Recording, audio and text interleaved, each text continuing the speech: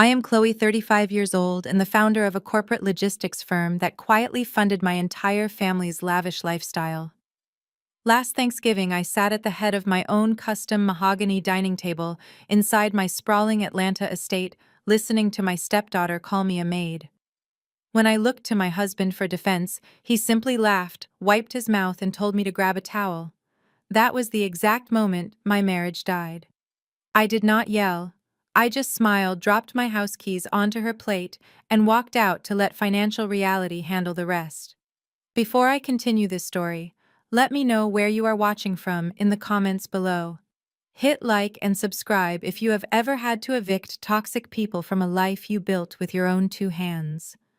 The evening was supposed to be a flawless celebration of family and gratitude. I had hired a private chef to cater a 5-course dinner so I could finally relax after a grueling 80-hour workweek negotiating international shipping contracts. The crystal glasses gleamed under the warm glow of the imported chandelier. The rich scent of roasted lamb, garlic, and rosemary filled the air of our massive 6-bedroom home.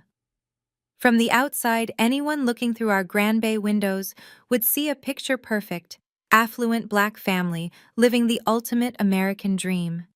But inside those walls, the air was thick with resentment and unearned entitlement. I sat at the head of the table in a stunning emerald silk dress, completely exhausted in every sense of the word. I was physically drained from running an empire, but more profoundly, I was emotionally starved by the very people who happily consumed the fruits of my labor. At the opposite end of the long table sat Julian, my husband of 3 years. Julian was 40 years old, handsome, charismatic, and deeply invested in projecting the image of a traditional wealthy provider to his fraternity brothers and our upscale neighbors.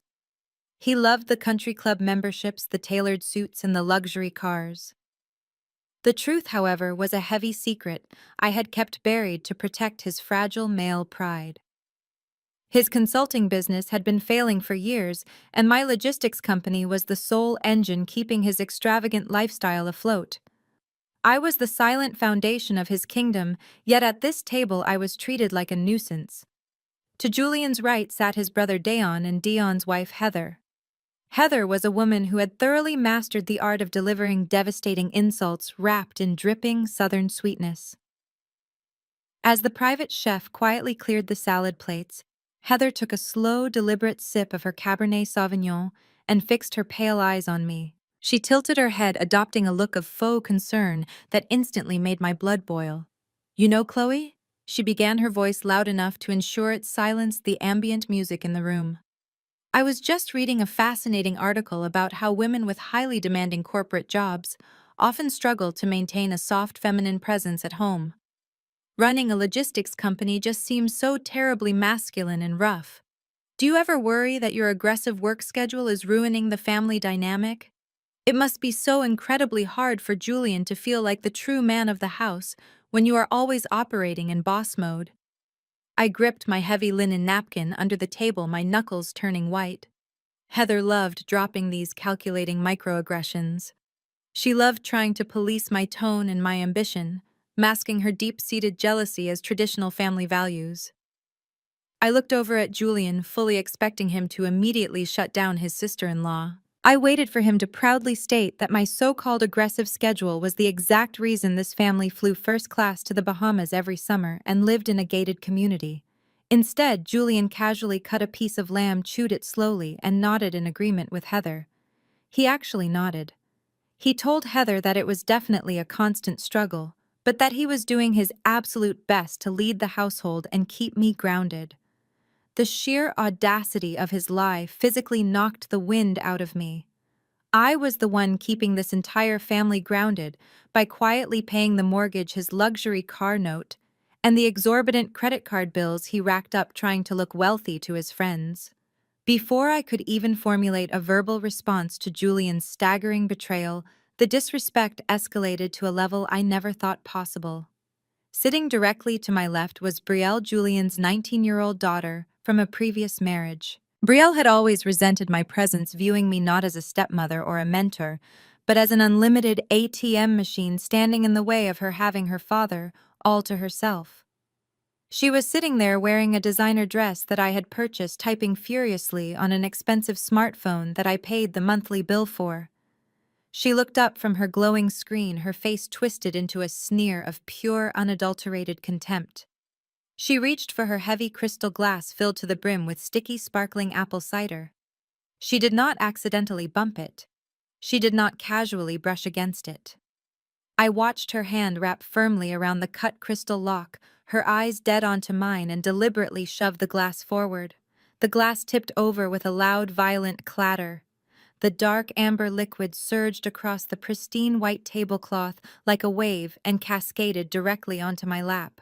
The cold, sticky cider soaked instantly through my expensive emerald silk dress, clinging uncomfortably to my skin and ruining the fabric completely. Shocked gasps echoed around the table from Dion and the chef, but Brielle did not even flinch. She leaned back in her plush dining chair, crossed her arms over her chest, and stared me dead in the eye with a look of absolute triumph. "Well," she said, her voice dripping with venom and entitlement, "fetch a towel. That is what the maid is for, right?" The massive dining room fell completely agonizingly silent. The only sound in the entire house was the sticky cider dripping off the edge of the mahogany table and splashing onto the polished hardwood floor. I slowly turned my head to look down the length of the table at my husband. This was his flesh and blood. This was his 19-year-old daughter calling his wife a maid in her own home. This was the ultimate line, crossed, a boundary shattered beyond repair. I sat perfectly still, waiting for the inevitable explosion. I waited for Julian to slam his fist on the table, demand immediate respect for his wife, and fiercely discipline his entitled child. I waited for the man I married to finally show up and protect my honor. But Julian did not stand up. He did not raise his voice. He did not reprimand Brielle in the slightest. Instead, a slow, incredibly amused smirk spread across his handsome face. He let out a soft, dismissive chuckle that echoed loudly in the quiet, tense room. It was a laugh that validated her disrespect, a laugh that told everyone at the table that my humiliation was merely entertainment. He reached for his cloth napkin, wiped his mouth casually, and looked at me with an expression of supreme annoyance. "Come on, Chloe." Julian sighed, rolling his eyes dramatically as if I were a child ruining a perfect evening. "Do not give us that attitude tonight. Just clean it up so we can eat in peace." I did not move a single muscle. I just sat there in the head of the table, the freezing cider seeping through the thin silk of my dress and turning cold against my skin. I stared directly into the eyes of the man I had vowed to love and cherish. The silence in the dining room stretched until it felt like a massive physical weight pressing down on my chest. I waited for Julian to realize the magnitude of what had just happened. I waited for a flicker of regret, or even basic human decency to cross his face, but his amused smirk remained perfectly intact. Then came the voice I had learned to dread more than any other in this world. Mama Estelle, Julian's mother, sat 2 seats away to my right. She was dressed in a tailored lavender suit, her hair perfectly coiffed, wearing an expression of profound and theatrical disappointment. She placed her heavy silver fork down with a sharp clink against the porcelain plate. "Chloe, you really need to learn how to pick your battles," Estelle said, her voice dripping with that particular brand of condescension reserved entirely for me. "My son asked you a simple question. He asked you to clean up a little spill so we can all continue this beautiful Thanksgiving dinner. Is it really that difficult to just swallow your pride for one single evening?" I turned my gaze to Estelle, my face a carefully constructed mask of calm.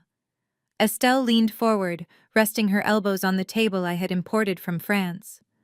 "Julian works himself to the bone to be a traditional black provider for this family. He pays the exorbitant mortgage on this beautiful 6-bedroom estate so you can have a luxurious roof over your head. He puts this gourmet food on this table. He ensures you never have to want for anything. He bought you that designer dress you are wearing right now. The least you can do, the absolute bare minimum, is be a submissive and supportive wife when his daughter makes a tiny little mistake. A traditional provider. The words echoed loudly in my mind, almost making me laugh out loud right there in the dining room. If Estelle only knew the truth. If she only knew that the traditional provider she worshipped was currently $50,000 in debt to a private lender. If she only knew that his so-called successful consulting firm had not turned a profit in over 2 years. If she only knew that the beautiful estate she was sitting in, the luxury cars parked in the driveway, and the very dress she claimed he bought me were all funded entirely by my corporate logistics firm. But I did not say a word. I let her keep digging her grave.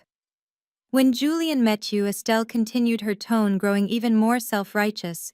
You were just starting that little shipping business of yours. You were struggling. He elevated you. He brought you into a respectable, established family. You should be waking up every single morning thanking God that a man of his incredible stature and wealth chose to settle down with you. That little shipping business. I thought about the countless nights I slept on the cold concrete floor of my first warehouse. I thought about the grueling 80-hour work weeks, the relentless negotiations for international freight lanes, and the sheer willpower it took to build my company into a massive enterprise. I built an empire from the ground up, while Julian spent his afternoons playing golf at the country club and buying custom-tailored suits on my dime. Yet in this room, my life's work was reduced to a little side project that Julian supposedly rescued me from.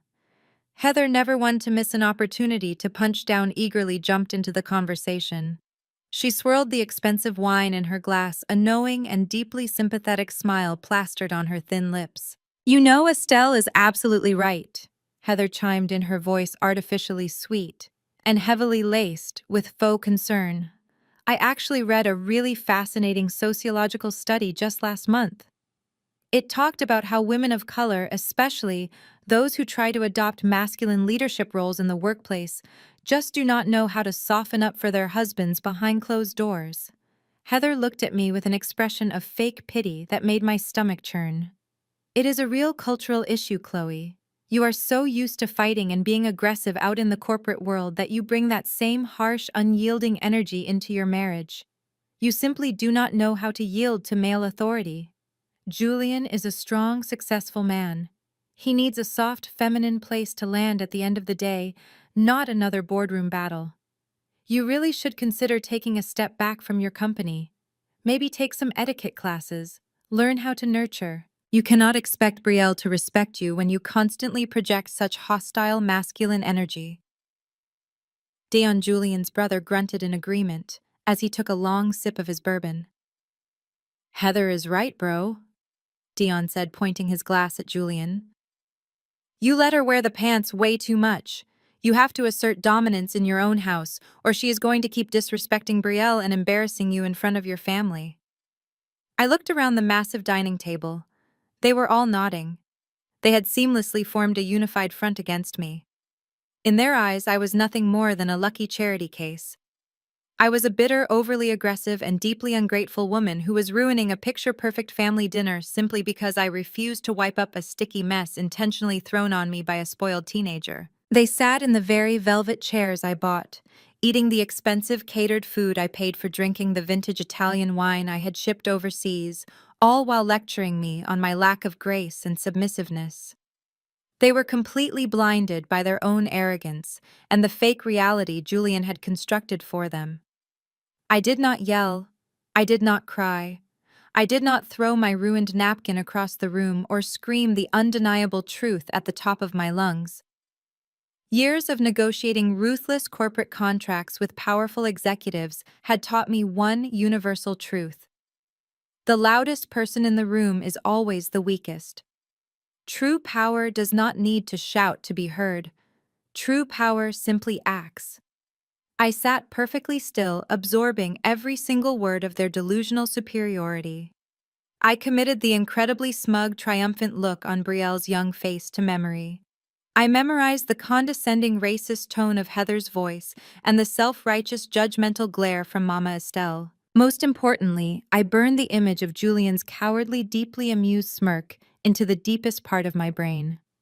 I watched him bask in the adoration of his mother and the validation of his brother, completely oblivious to the fact that his entire kingdom was built entirely on my back. They thought they had won. They truly believed they had successfully put me in my place and reminded me of my supposedly lower status in the family hierarchy. They expected me to lower my head in shame, apologize to everyone for my bad attitude, and walk quietly into the kitchen to grab a damp towel. They expected the maid to do her job and clean up the mess. They had absolutely no idea that I was already mentally calculating the total sum of their financial destruction. I placed my hands flat against the polished mahogany table and pushed my chair back. The heavy wood scraped loudly against the floorboards. Every pair of eyes in the room instantly locked onto me. Brielle smirked confidently, clearly assuming her little stunt had worked and that I was finally getting up to fetch the towel. Mama Estelle nodded in stern approval, taking a slow sip of her ice water, as if order had finally been restored to the universe. Even Julian relaxed his broad shoulders, picking up his silver fork again to resume eating his meal. They all fully expected me to walk quietly into the kitchen, grab a sponge and scrub the cider out of the expensive rug while they enjoyed their lamb. But I did not walk toward the kitchen. I did not move to grab a single cleaning supply.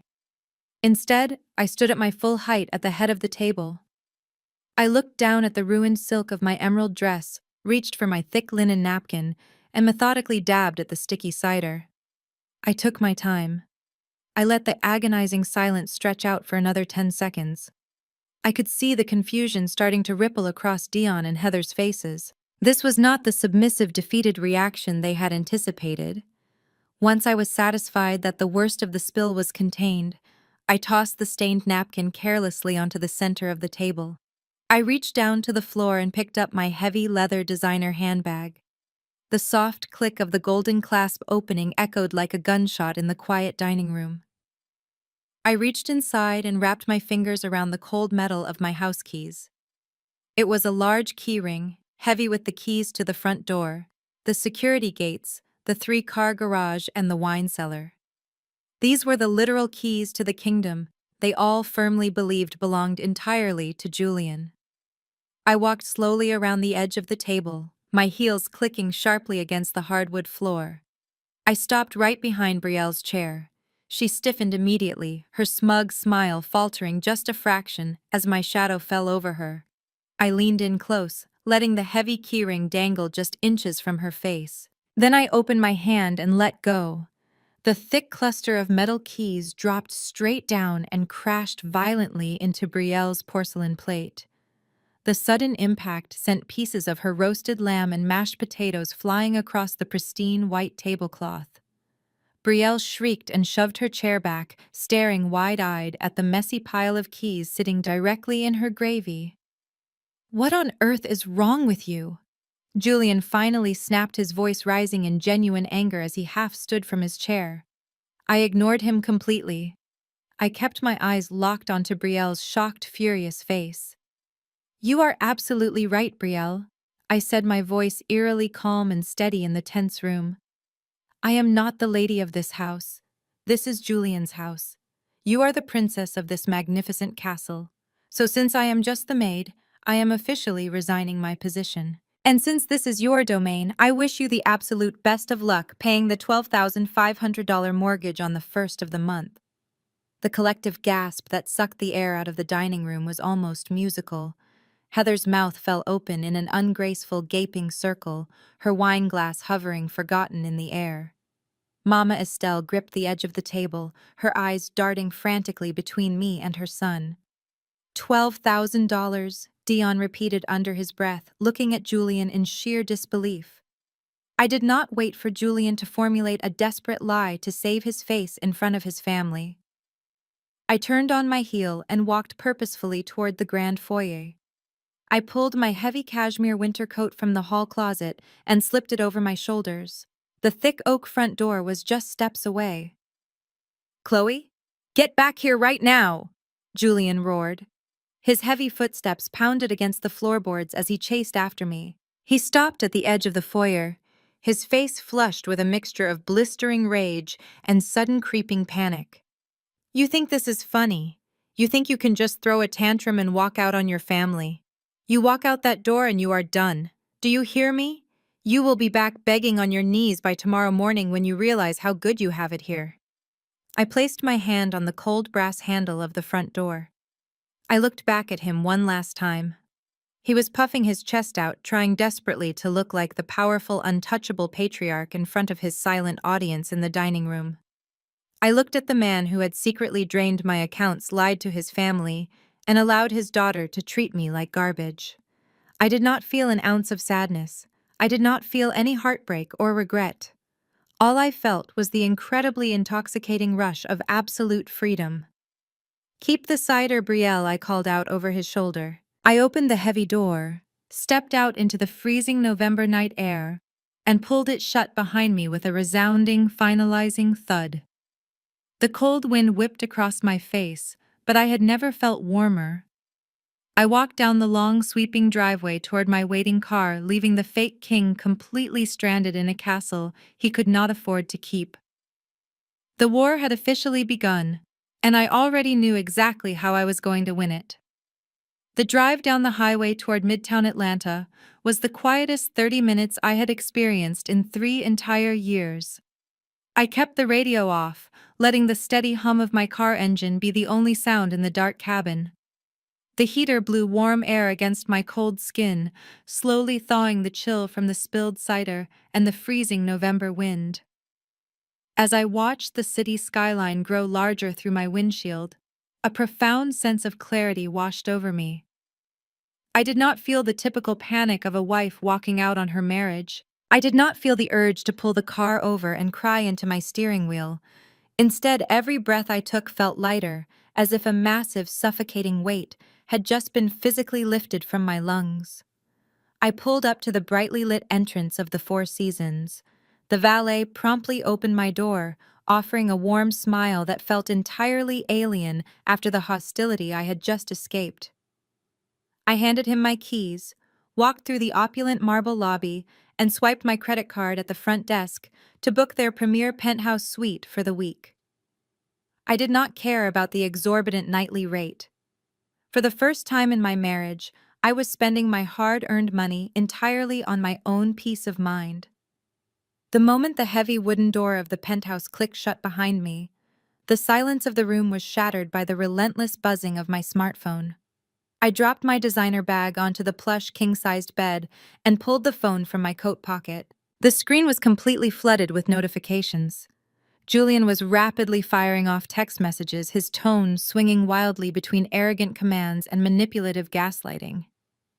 "Chloe, you are making an absolute fool of yourself," the first message read. "Turn that car around and come home right now before you ruin Thanksgiving completely." A minute later, another text arrived. "You are overreacting over a simple accident. You are embarrassing me in front of my family. I expect you back in this house in 20 minutes, or there will be serious consequences." I swiped his messages away without replying, only to see a long, meticulously punctuated paragraph from Heather. "Chloe, your behavior tonight was completely unacceptable," she wrote. "Brielle is deeply traumatized by your sudden outburst and your aggressive departure. We are all praying for you to find some humility. You need to come back, apologize to my niece, and ask your husband for forgiveness before you permanently damage your marriage. Traumatized." The word actually made me laugh out loud in the empty hotel room. Brielle was not traumatized. She was annoyed that her human punching bag had finally decided to hit back. I walked over to the mahogany desk situated by the floor-to-ceiling windows looking out over the glittering lights of the city I had conquered. I turned my phone on silent, flipped it face down on the desk, and pulled my sleek MacBook Pro out of my bag. It was time to stop being the submissive wife and step fully back into my role as the Chief Executive Officer of Apex Logistics. I opened the laptop, the bright screen illuminating the dark room. I logged directly into my secure corporate banking portal, bypassing the small personal checking account Julian thought was my only source of income. For 3 grueling years, I had carefully managed an intricate web of finances to protect Julian's fragile male ego. When we first married, he paraded around as a highly successful consultant, dripping in designer clothes and talking a big game about building generational wealth. It took me less than 6 months to discover that his business was completely underwater, drowning in secret loans and past due notices. Instead of leaving him, I did what so many successful women are conditioned to do. I shrank myself to make him look bigger. I quietly paid off his debts using my corporate dividends. When he wanted to buy a massive estate to show off to his fraternity brothers, I purchased the 6-bedroom house in cash through my logistics company, Apex LLC, and simply let him tell his mother and his friends that he secured the mortgage. I became the silent, invisible engine powering his entire fake reality, all because society constantly whispered that a powerful Black woman still needed a traditional male provider at the head of her table to be respectable. That protection ended tonight. I navigated to the Authorized Users tab on my Platinum Corporate American Express account. Julian had been swiping this card for 2 years to pay for his expensive golf club memberships, his tailored suits, and lavish business lunches that never resulted in any actual clients. I clicked his name, hit the Revoke Access button, and watched his profile vanish from the screen. With one single click, I completely severed his primary lifeline to the wealthy lifestyle he loved to flaunt. Next, I opened the automated payments directory. I found the recurring monthly wire transfer of $12,500 labeled Estate Escrow. Julian firmly believed that this money was automatically drafted from his own failing business account, completely ignoring the fact that I transferred the exact amount into his account 3 days prior every single month. I deleted the recurring transfer. The first of the month was exactly 4 days away. The bank was going to hit his empty account for the mortgage, and it was going to bounce so hard it would shatter his perfect facade. I did not stop there. I found the lease agreement for the brand new Mercedes-Benz S-Class sitting in the driveway of the estate. Julian loved driving that car to family events, rolling the windows down so everyone could see him behind the leather steering wheel. I canceled the auto draft for the monthly payment. Then I pulled up the financial portal for Brielle's expensive out-of-state private university. Julian had promised his ex-wife he would cover the tuition in full, a promise he made entirely with my wallet. I logged into the university billing portal and canceled the upcoming semester's wire transfer, leaving a balance of $28,000 completely unpaid. I sat back in the ergonomic leather chair, the glow of the laptop screen reflecting in my eyes. The methodical execution of revoking my financial support felt better than any therapy session I had ever attended. I looked out at the sprawling city below me. I remembered the early days of Apex Logistics, sleeping on the cold concrete floors of my first warehouse, battling predatory shipping vendors, and working until my eyes physically burned just to secure my first major corporate contract. I built an empire from absolute scratch. I earned every single dollar sitting in those accounts through my own blood, sweat, and brilliant strategy. Julian and his family had spent the entire evening treating me like a disposable maid, completely oblivious to the fact that they were living inside a fortress that I had built and paid for. They thought my money was their birthright simply because I carried Julian's last name. They truly believed that my silence at the dinner table was a sign of weakness, a pathetic acceptance of my lower rank in their delusional hierarchy. I closed the laptop with a sharp, satisfying snap. I was not a maid, and I was certainly not a charity case. I was the bank. I was the sole foundation, holding their entire opulent universe together. And as I walked away from the desk and slipped into the incredibly soft sheets of the penthouse bed, I smiled in the quiet darkness. In exactly 48 hours, the weekend would be over, the banks would open for business, and the devastating reality of my absence was going to hit them like a freight train. Monday morning arrived with the crisp efficiency I was known for. I left the Four Seasons penthouse early, dressed in a sharp charcoal blazer, and drove straight to the headquarters of Apex Logistics. Walking through the glass doors of my company always gave me a rush of adrenaline, but today, that feeling was magnified tenfold. The massive warehouse operations humming in the background, the phones ringing in the sales department, the respect from my employees as I walked past their desks, it was a stark reminder of who I actually was. I was not a maid. I was a self-made titan. I poured myself a cup of dark roast coffee, sat behind my expansive glass desk, and placed my phone right next to my keyboard.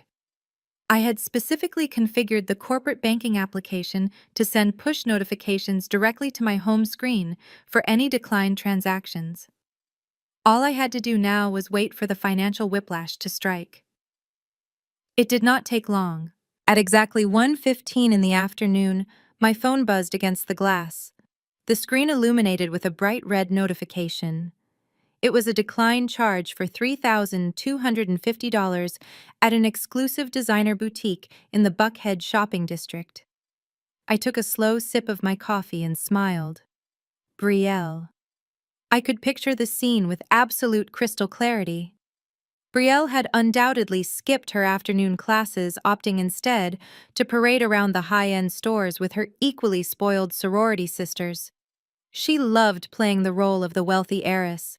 She loved the feeling of walking into a luxury boutique, having the sales associates offer her sparkling water, and pointing at whatever expensive leather good caught her eye.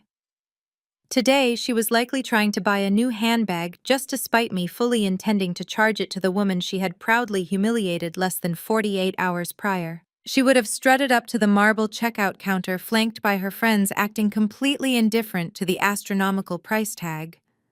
The polished sales associate would have carefully boxed the handbag, wrapping it in tissue paper and tying it with a signature ribbon. Brielle would have casually pulled the heavy metal American Express card from her wallet and slid it across the counter. She would have been laughing with her friends, totally absorbed in her own manufactured reality. Then would come the agonizing pause. The sales associate would slide the card into the heavy brass terminal. The machine would process for a few seconds before beeping sharply. The screen would flash a red error message. The associate trained to handle these awkward moments with maximum discretion would likely try the chip a second time.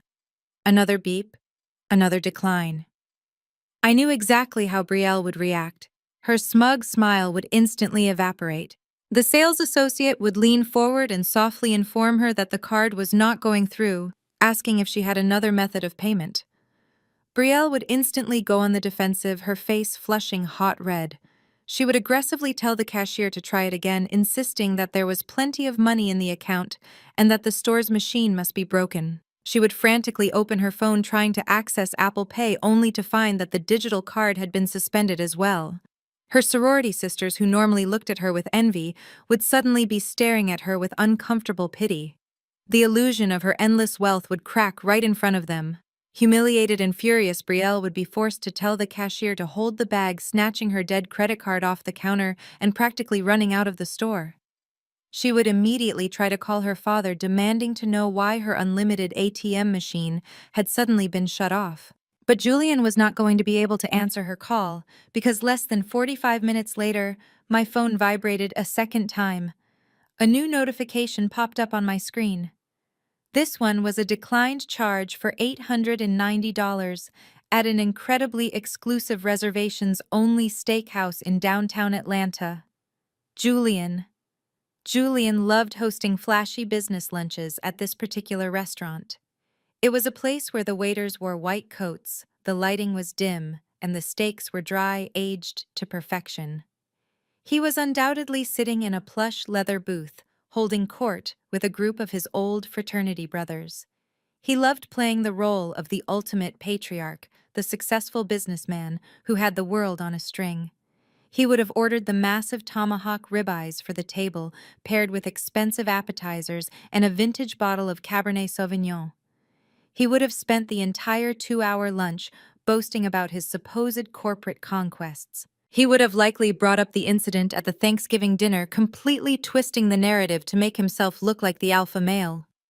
He would have told his friends that I threw a minor emotional tantrum, that women are just overly sensitive sometimes, and that he had put his foot down to maintain order in his castle. His friends would have laughed, clinking their heavy crystal glasses together, completely buying into the lie that he was the undisputed king of his household. Then the waiter would arrive with the bill presented discreetly inside a sleek black leather folio. Julian, always eager to show off his financial dominance, would confidently reach into his tailored suit jacket. He would pull out the platinum corporate card, drop it onto the tray without even glancing at the total, and wave the waiter away with an arrogant flick of his wrist. The conversation at the table would continue flowing loud and boastful. But a few minutes later, the waiter would return. He would not have a pen and a receipt for Julian to sign. Instead, the waiter would lean down, shielding the folio from the rest of the table, and whisper quietly into Julian's ear. "Sir, I am so sorry, but this card has been declined." Julian's heart would drop directly into his stomach. The arrogant smile would freeze on his face. He would look up at the waiter, his mind racing to comprehend the impossible. He would quickly snatch the leather folio off the table, staring at the little slip of paper as if it were written in a foreign language. He would force a tight, artificial laugh, looking around at his fraternity brothers, who had suddenly stopped talking. "Must be a fraud alert," Julian would lie, his voice a pitch higher than normal. "You know how these banks are when you spend too much at once." He would reach into his wallet again, his hands slightly trembling, and pull out a different card. This one was tied to his personal business checking account, the account he swore funded his life. He would hand it to the waiter with a forced smile. But I knew the truth about that account. Without my monthly $12,000 wire transfer to prop it up, that account was entirely empty. 2 minutes later, the waiter would return again. The look of professional pity on the waiter's face would be absolutely devastating. "Declined again, sir." The heavy, suffocating silence that would fall over the leather booth was something I wish I could have witnessed in person. The men Julian had just spent 2 hours trying to impress would now be staring at him with a mixture of confusion and second-hand embarrassment. The grand illusion of his wealth was disintegrating in real time. Julian, sweating profusely inside his expensive suit, would be forced to look across the table and ask one of his fraternity brothers to cover the $800 tab. The absolute shame of that moment would burn his ego to the ground. I watched the screen of my phone light up with an incoming call from Julian. I did not answer it. I let it ring until it went straight to voicemail. Julian did not leave a message.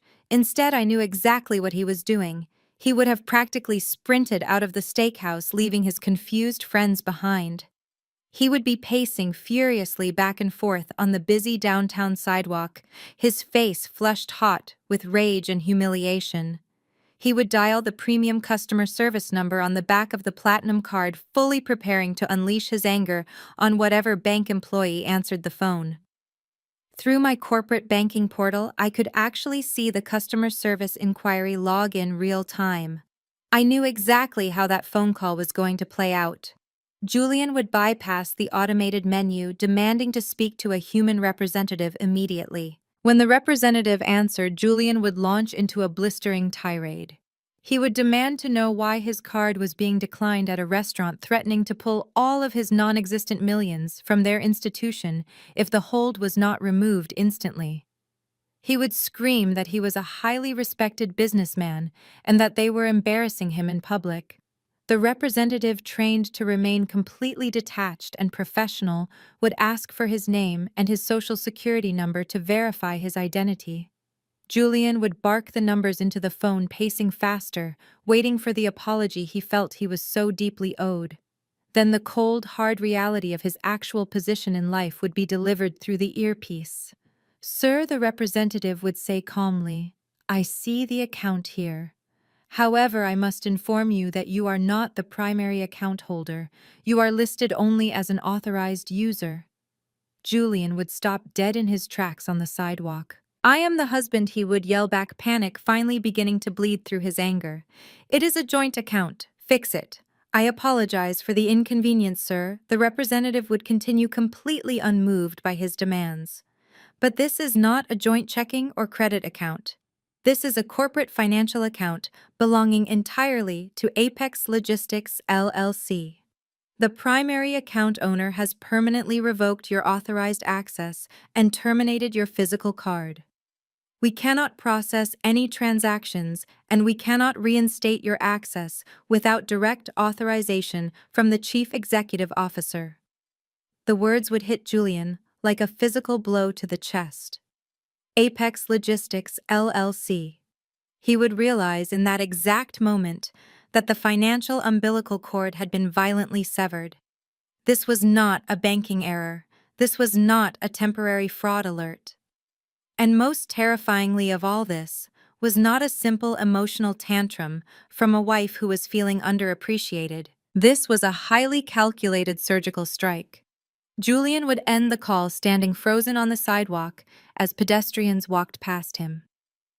He would look down at the heavy platinum card in his hand, realizing that it was now nothing more than a useless piece of plastic. He would think about the mortgage that was due in exactly 4 days. He would think about the lease on the Mercedes he had driven to the restaurant. He would think about Brielle's tuition, his club memberships, and the massive wall of debt he had secretly hidden behind my success. For 3 years, I had allowed him to play the king. I had allowed him to sit at the head of a table I bought eating food I paid for, while he and his family insulted my intelligence and demanded my submission. They had mistaken my quiet financial support for weakness. They had genuinely believed I was trapped by my desire to have a family, assuming I would endure any amount of disrespect just to keep the title of being his wife. I picked up my phone, dismissing the missed call notification, and went back to reviewing my quarterly shipping manifests. The weekend was over. The fake reality they had grown so comfortable living in had officially collapsed.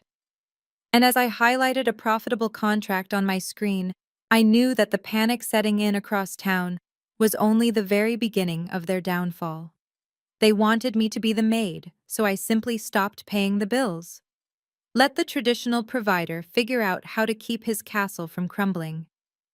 Exactly 2 hours after I watched the steakhouse charge bounce on my laptop screen, the polished brass telephone on my hotel suite desk began to ring.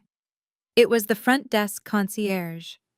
His voice was incredibly tight and professional, but I could hear the underlying tension. He informed me that a gentleman claiming to be my husband was currently pacing the main lobby, raising his voice at the security staff and demanding my room number. The concierge asked if I wanted them to quietly escort him off the premises. I closed my laptop and stood up, smoothing the front of my blazer. I told the concierge not to touch him. I wanted to handle this personally. I slipped on my heels, walked out of my penthouse, and took the glass elevator down to the main floor. The lobby of the Four Seasons was a masterpiece of modern luxury, filled with imported marble towering floral arrangements and wealthy guests sipping espresso in velvet armchairs. And standing right in the center of it all, looking completely unhinged, was Julian. His expensive tailored suit jacket was unbuttoned, his silk tie was violently loosened around his neck.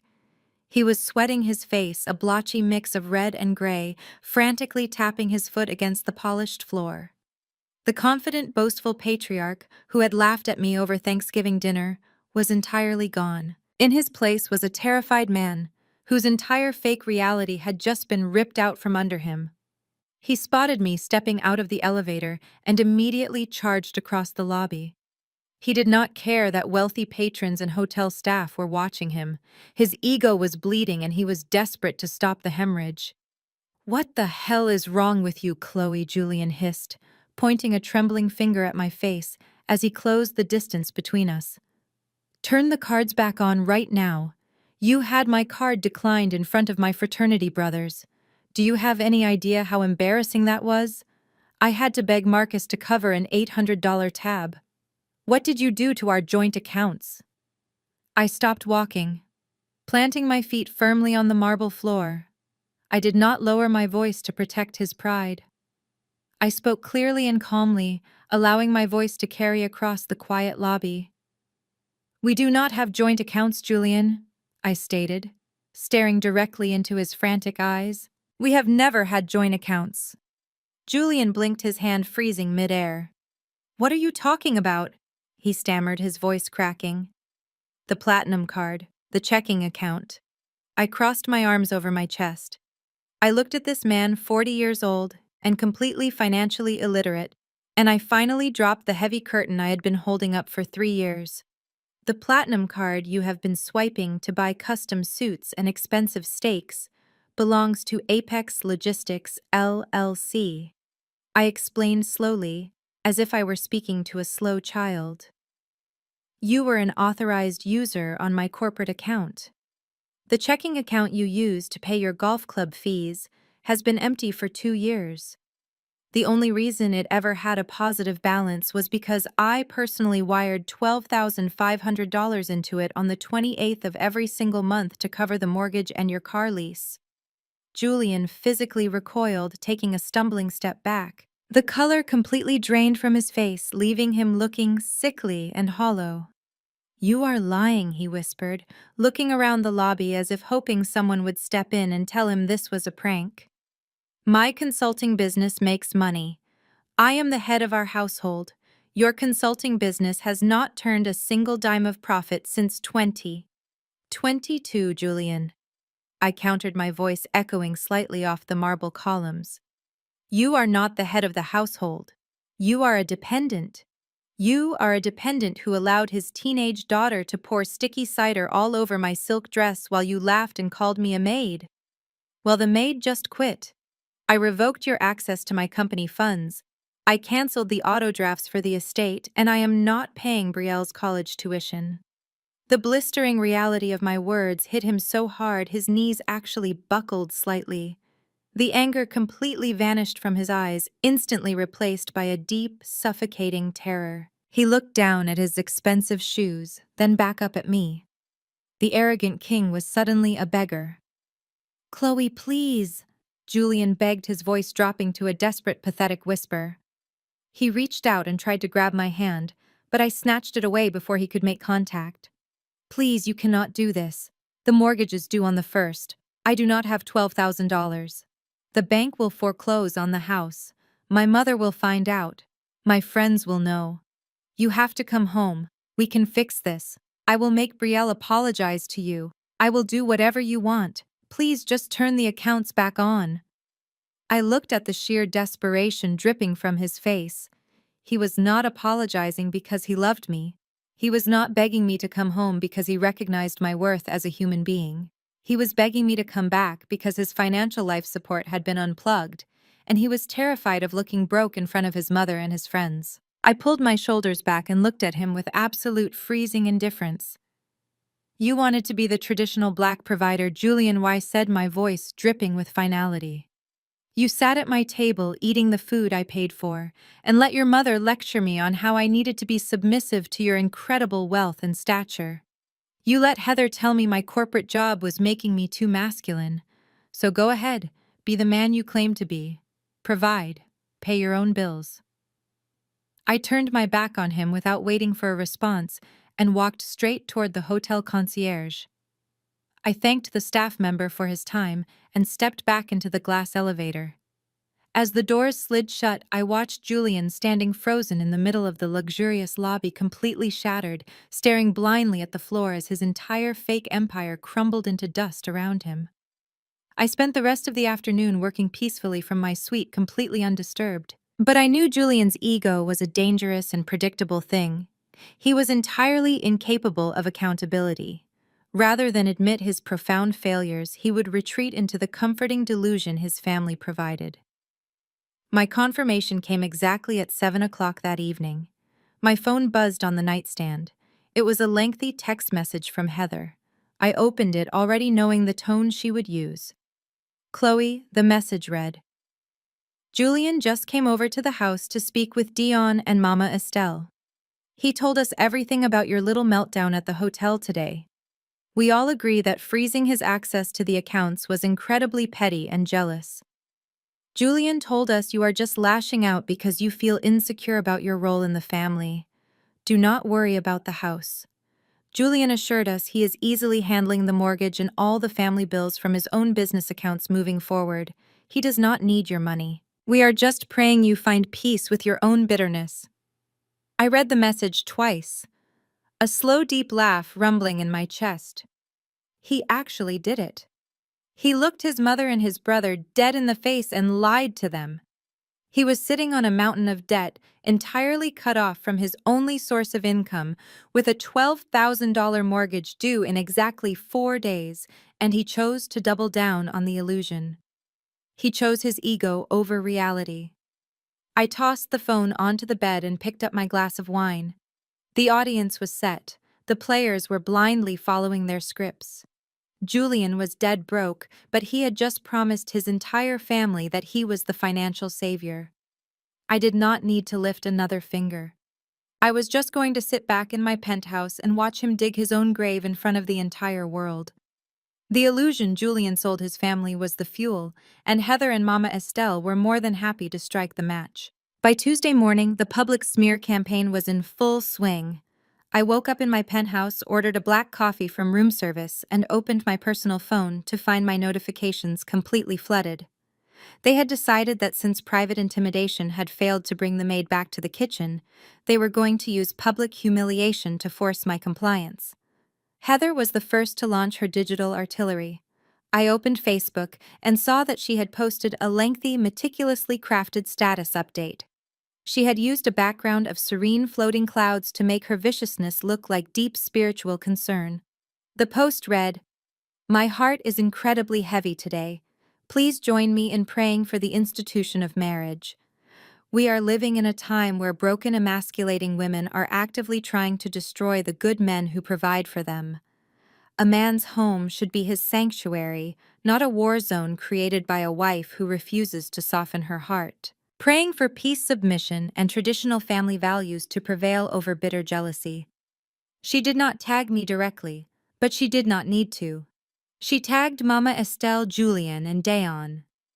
Below the post, a massive echo chamber of agreement had already formed.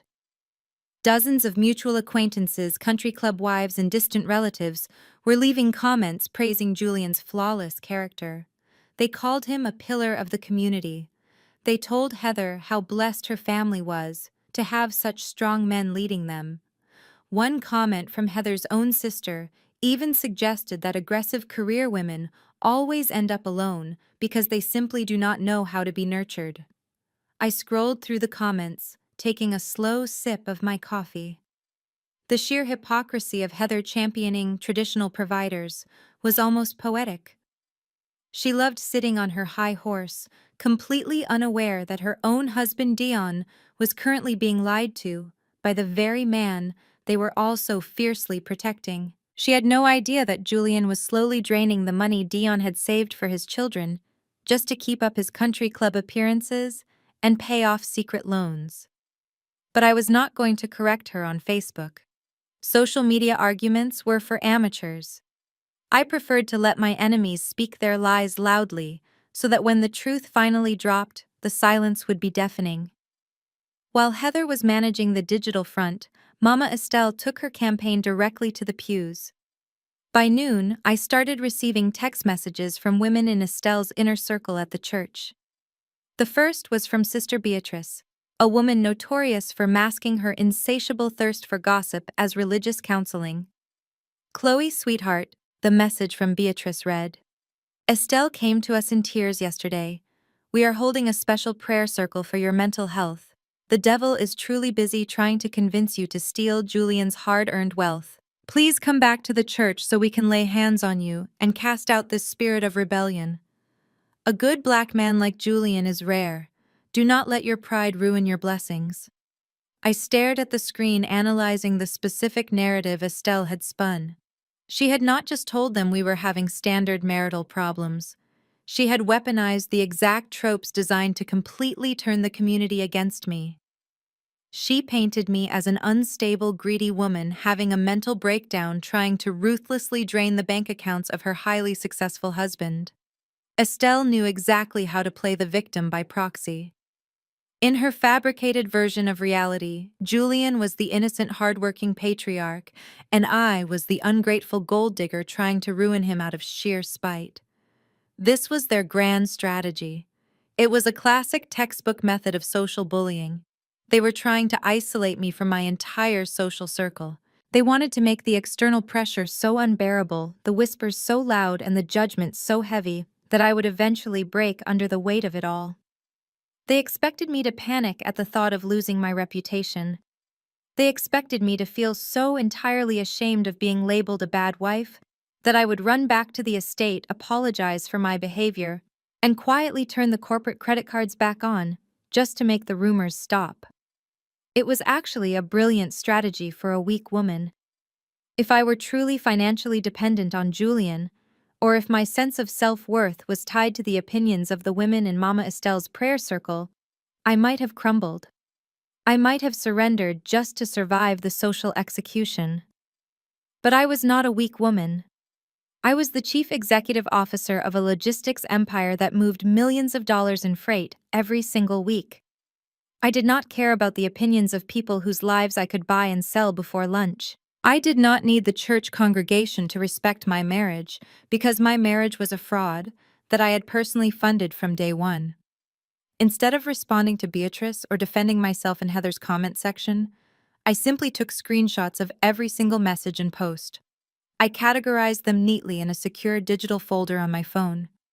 Every lie they told, every public declaration of Julian's immense wealth and my supposed instability was just more rope I was willingly handing them to hang themselves with. They wanted to make this a public spectacle. They wanted an audience.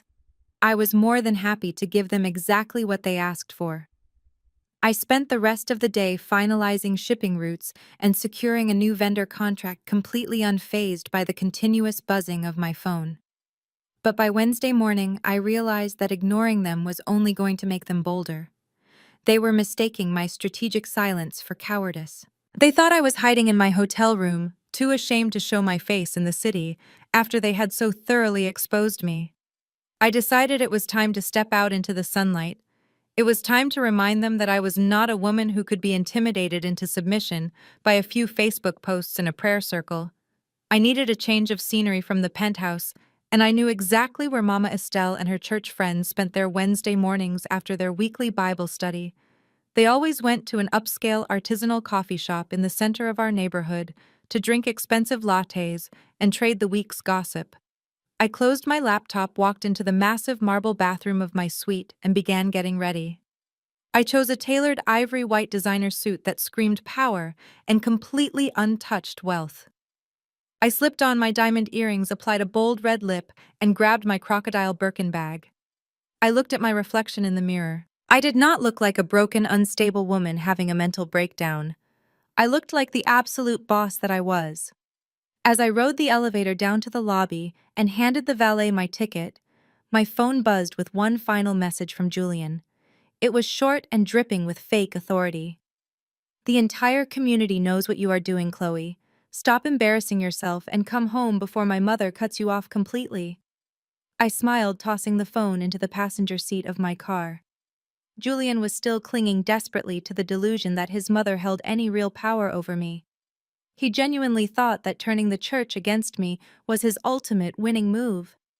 He was about to learn a very hard lesson about what happens when you try to publicly shame the woman who secretly holds the deed to your entire life. I pulled out of the hotel driveway and headed straight toward the coffee shop. The smear campaign was about to hit a brick wall. The drive to the coffee shop in our upscale neighborhood took less than 15 minutes. The morning sun reflected brightly off the hood of my custom Range Rover as I pulled into a parking spot right in front of the large glass windows. I turned off the engine, took a deep breath, and grabbed my crocodile Birkin bag. I knew exactly what I was walking into. This coffee shop, with its exposed brick walls, hanging plants, and overpriced organic pastries, was the unofficial headquarters for the neighborhood gossip mill.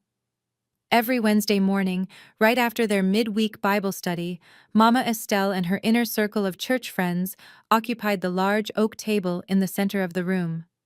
They treated the cafe like their own personal courtroom, passing judgment on everyone in the community over oat milk lattes. I pushed the heavy glass door open. The warm scent of roasted espresso and cinnamon washed over me. The shop was packed with the morning rush of young professionals and wealthy housewives. I walked straight past the seating area and joined the back of the line near the pastry display. I kept my posture perfectly straight, my designer white suit commanding immediate attention. It did not take long for the whispers to start. I felt the heavy weight of multiple stares burning into my back. I casually turned my head and looked toward the center of the room. There they were. Mama Estelle was sitting at the head of the large oak table flanked by Sister Beatrice and three other women from the church auxiliary board. Estelle was wearing a sharply pressed navy blue dress, a large pearl necklace resting on her chest. The moment we made eye contact, her eyes widened in genuine surprise. She clearly had not expected me to show my face in public after the vicious digital campaign she and Heather had launched. But surprise quickly shifted into aggressive indignation. Estelle saw an audience. The cafe was full of people we both knew. She saw this as the perfect opportunity to publicly humiliate me and solidify her false narrative. Estelle slammed her ceramic coffee mug down onto the table.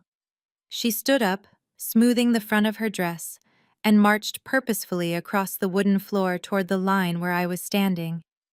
Sister Beatrice and the other women eagerly followed right behind her, like a pack of loyal soldiers ready for battle.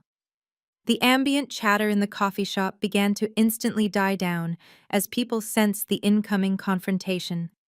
"Well, look who finally decided to crawl out of hiding," Estelle announced. Her voice was incredibly loud, designed specifically to carry to every single corner of the quiet cafe. The barista standing behind the espresso machine actually stopped steaming milk to watch.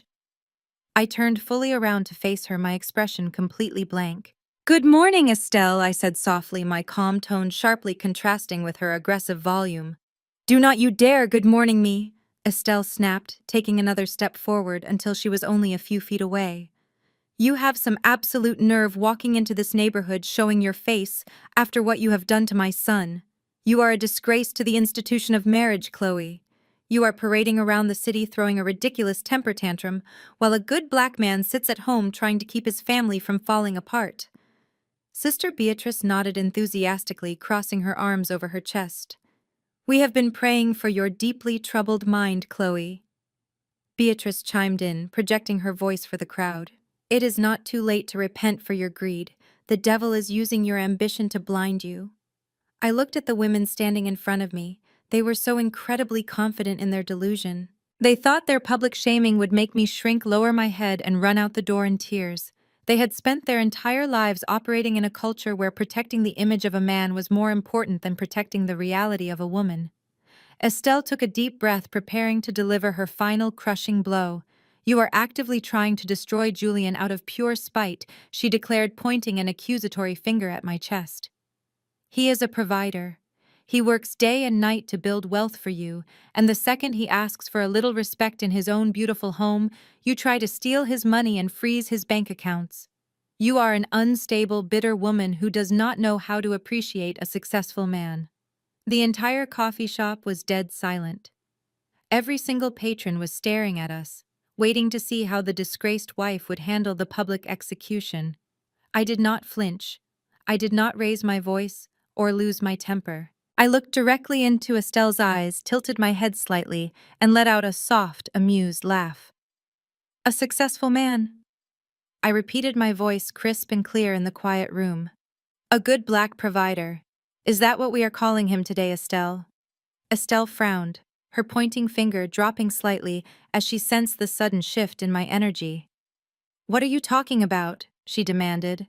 I took a single step forward, invading her personal space, forcing her to look up at me in my heels.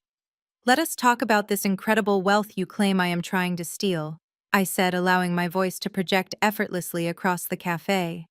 "Do you mean the wealth from his elite consulting firm? Because according to the forensic accounting file sitting on my desk, that firm has not turned a single dime of profit since 2022.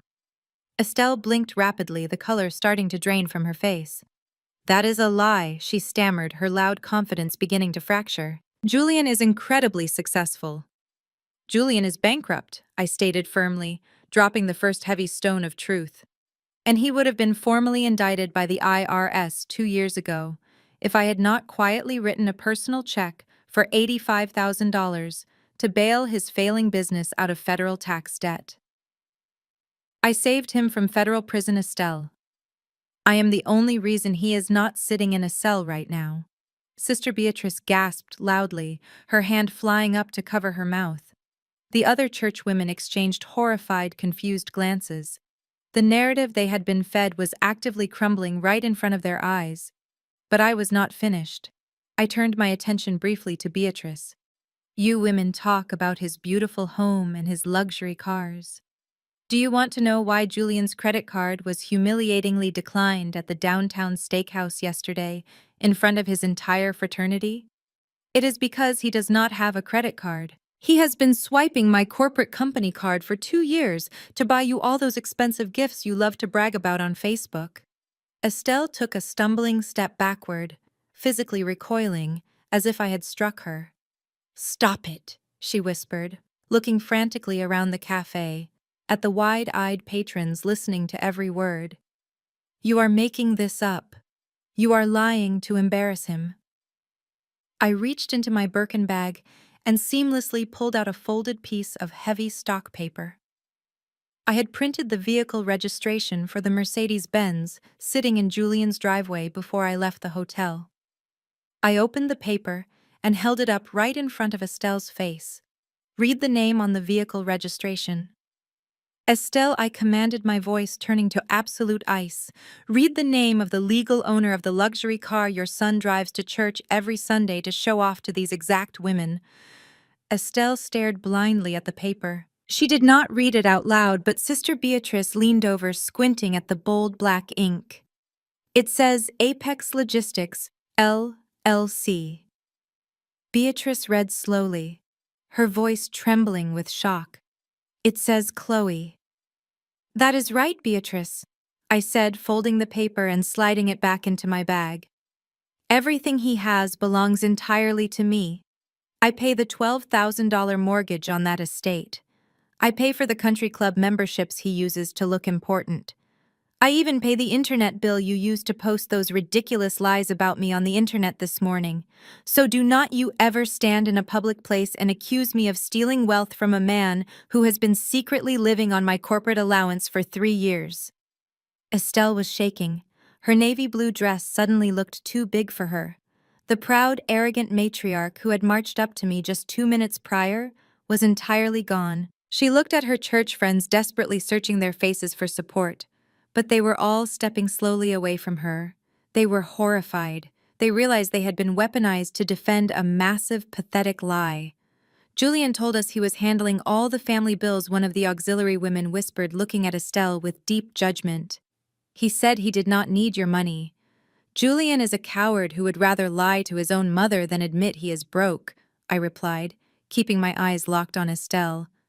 And you, Estelle, are a fool for blindly believing a man who allowed his teenage daughter to disrespect his wife. You thought you could bully me into coming back to the kitchen to play the maid.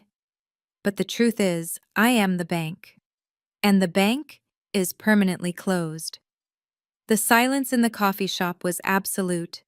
The barista had completely stopped moving. A few patrons were actually holding their phones up, secretly recording the devastating exchange. Estelle could not handle the crushing weight of the public humiliation. Her entire social standing, built entirely on the fabricated success of her golden son, had just been publicly decimated in front of the very women she wanted to impress. Her lower lip trembled. She did not say a single word in defense of her son. She simply turned around, grabbed her expensive handbag off the oak table, and practically ran toward the exit of the cafe. She pushed the glass door open so hard it slammed against the brick wall, fleeing the shop in deep, agonizing embarrassment. Sister Beatrice and the remaining women stood frozen in the middle of the floor, completely unsure of what to do. I looked at Beatrice and offered a very small, perfectly polite smile. Have a wonderful Bible study, ladies, I said smoothly. I highly suggest you focus your next prayer circle on the sin of bearing false witness. I turned my back on them and walked to the front counter. The young barista, staring at me with a mixture of pure awe and slight terror, quickly punched my order into the register. I paid for my iced black coffee, dropped a generous tip into the glass jar, and waited patiently at the end of the bar.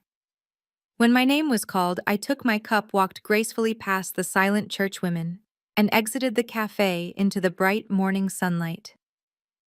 The smear campaign was officially dead. I had taken their greatest weapon, public perception, and turned it entirely against them.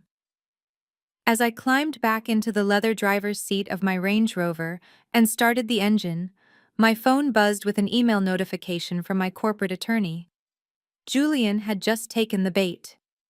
The game was about to escalate from a local family dispute into a federal felony, and I was entirely ready to watch him fall. The glass-walled conference room at Apex Logistics headquarters is my absolute sanctuary. It sits suspended on the second floor, looking directly out over the massive humming warehouse operations below. From my seat at the head of the long marble table, I can watch dozens of forklifts moving pallets, truck drivers signing manifests, and my dispatchers coordinating millions of dollars in freight. This building is the physical manifestation of my blood, sweat, and intellect. It is an environment completely devoid of fake prestige or fragile egos. Here, the only thing that matters is results. It was Thursday afternoon, exactly 24 hours after I left Mama Estelle trembling in the neighborhood coffee shop. I was reviewing a lucrative new shipping contract with my operations manager when the heavy glass doors of the lobby swung open downstairs. Even through the soundproof glass of my boardroom, I could see the sudden commotion on the main floor. My receptionist, a stern woman who had been with me since the beginning, had actually stood up from her desk and was physically trying to block 3 people from walking past the security turnstiles. I did not need to guess who it was. I watched Julian, Dion, and Heather shove their way past the receptionist, completely ignoring her demands that they sign in. They marched aggressively across the operations floor, drawing the confused stares of my warehouse staff. Julian was leading the charge, his face flushed a dark, angry red. Dion followed closely behind him, his jaw set in a hard line of misguided fraternal loyalty. Heather walked right beside them, clutching her designer handbag like a shield, her chin tilted up in that familiar posture of unearned superiority. I signaled for my operations manager to step out. I closed the file folder on the table, leaned back in my ergonomic leather chair, and waited. The door to my conference room burst open so violently, the glass actually vibrated in its metal frame. Julian stormed into the room, bringing the chaotic energy of a desperate man completely out of his depth. Dion and Heather stepped in right behind him, closing the door and effectively cornering me in my own corporate space. "How dare you!" Julian bellowed, his voice echoing loudly in the enclosed room. He marched up to the marble table and slammed both of his hands down flat against the surface, leaning over to get as close to my face as the table would allow. "How dare you speak to my mother that way in public? You humiliated her in front of her entire church group. You stood there and lied to her friends." I looked down at his shaking hands, then slowly raised my eyes to meet his frantic gaze. I did not flinch. I did not lean back.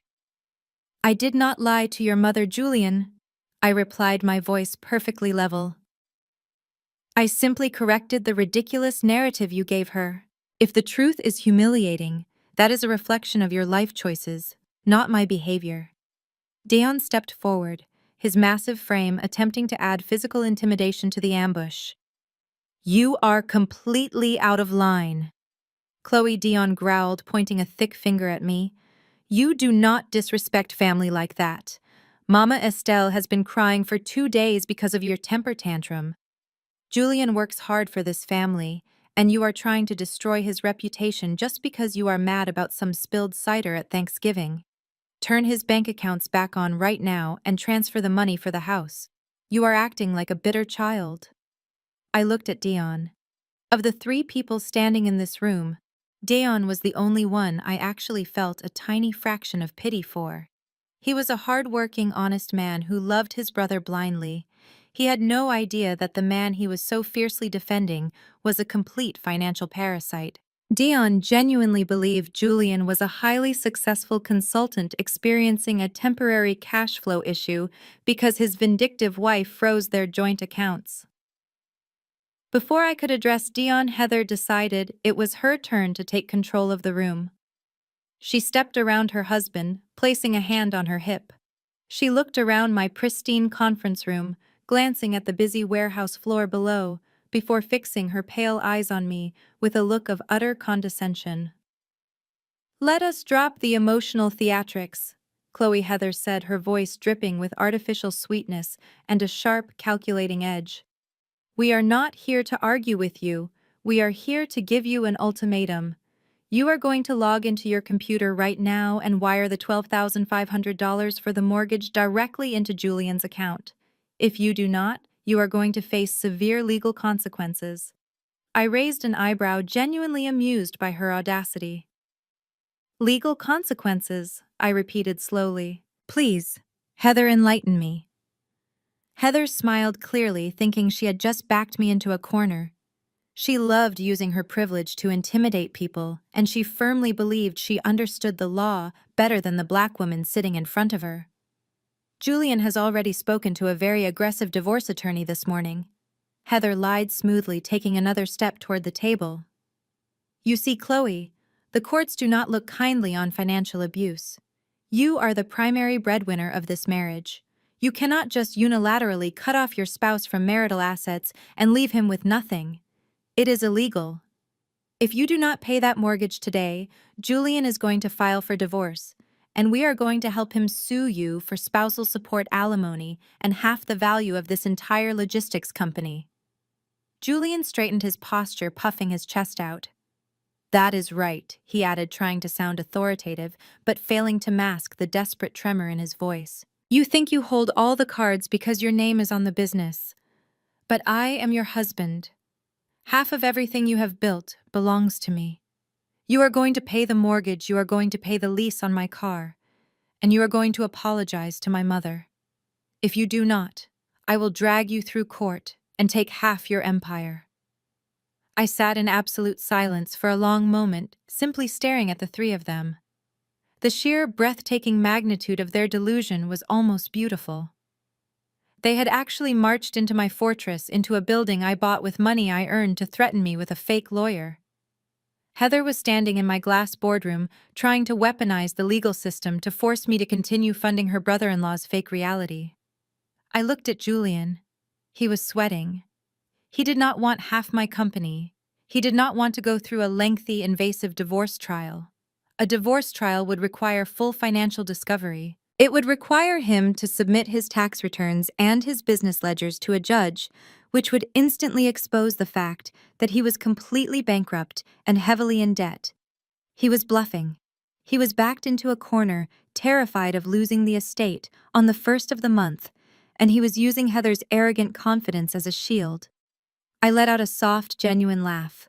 The sound completely threw them off guard. Heather's smug smile faltered and Dion frowned in confusion. "You think this is funny?" Dion demanded, stepping closer to the table. "You think Julian is bluffing about taking half your money?" I stopped laughing and leaned forward, resting my forearms on the cool marble. I looked directly at Heather. "Your understanding of corporate law is as fake as your concern for my marriage." "Heather," I stated coldly. Apex Logistics, LLC, was incorporated and fully functional 3 years before I ever met Julian. My corporate attorneys structured my assets in an irrevocable trust long before I signed a marriage license. Julian is not entitled to a single truck, a single warehouse, or a single dime of this company. He signed a prenuptial agreement on the advice of my legal team that completely waives his right to spousal support. Julian's face went completely gray. He had obviously forgotten about the thick stack of legal documents my lawyers had placed in front of him before the wedding, or perhaps he had been too arrogant to actually read them. As for financial abuse, I continued, my voice growing sharper. Turning the corporate credit cards off does not qualify as abuse when the cards belong to a business entity and not a joint checking account. Julian is not a victim, he is a freeloader. And I am not transferring $12,000 to save a house that you cannot afford. Heather crossed her arms, her face flushing with anger. "You are an incredibly selfish woman, Chloe," she spat, dropping the legal facade and reverting to pure venom. "Julian is your family. When you marry someone, you take on their burdens. You help them. You do not abandon them when they have a slow month at work just to prove a point. You are trying to ruin him."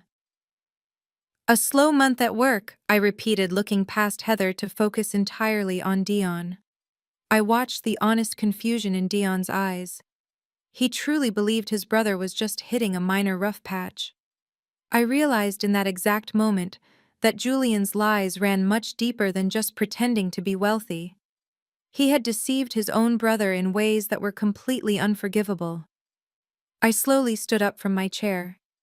I walked over to the large, secure filing cabinet sitting in the corner of my conference room. I unlocked the heavy metal drawer, the loud click echoing in the tense silence of the room. I reached inside and pulled out a thick manila file folder labeled Forensic Audit.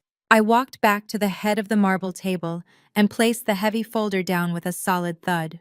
"You keep talking about Julian's successful business, Dion," I said softly, keeping my eyes locked on his. "You keep telling me that I need to be a supportive wife and help him through a temporary cash flow issue.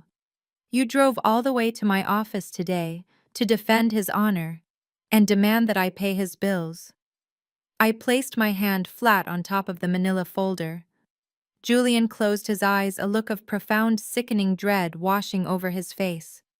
He knew exactly what was inside that folder. He had seen the digital version of it on my laptop at the hotel. He knew that the ultimate checkmate was about to be played, and he was completely powerless to stop it. "You think I cut him off because of a spilled drink at Thanksgiving?" I continued, my voice steady and completely devoid of emotion. "I cut him off because I finally hired an independent forensic accountant to look into where exactly my money was going. I wanted to know how a man who received a $12,000 allowance every single month could possibly be $50,000 in debt to private lenders." Dion's thick brow furrowed deeply. "Private lenders?" Dion echoed, looking quickly over at his brother. "Julian, what is she talking about?" Julian did not answer. He was staring at the floor, his chest heaving as he struggled to breathe. Heather looked back and forth between the two men, sensing the massive shift in the room's energy. Her arrogant confidence was entirely gone, replaced by a sudden creeping anxiety. I flipped the manila folder open. The top page was a detailed spreadsheet highlighting multiple unauthorized wire transfers and hidden bank accounts that Julian had desperately tried to conceal. The financial reality of the man they worshipped was sitting right there in black and white ink, ready to completely obliterate their family from the inside out. I looked at Dayon, bracing myself to deliver the blow that would shatter his world forever. I did not just want them to read a few printed pages inside a folder. I wanted the truth to be magnified so large and bright that neither of them could ever look away from it or deny its existence again. I picked up the small silver remote resting on the center of the marble table and pressed a single button. The heavy mechanical blinds on the glass walls automatically lowered, sealing us off from the warehouse floor below. The large projector screen descended from the ceiling with a quiet hum.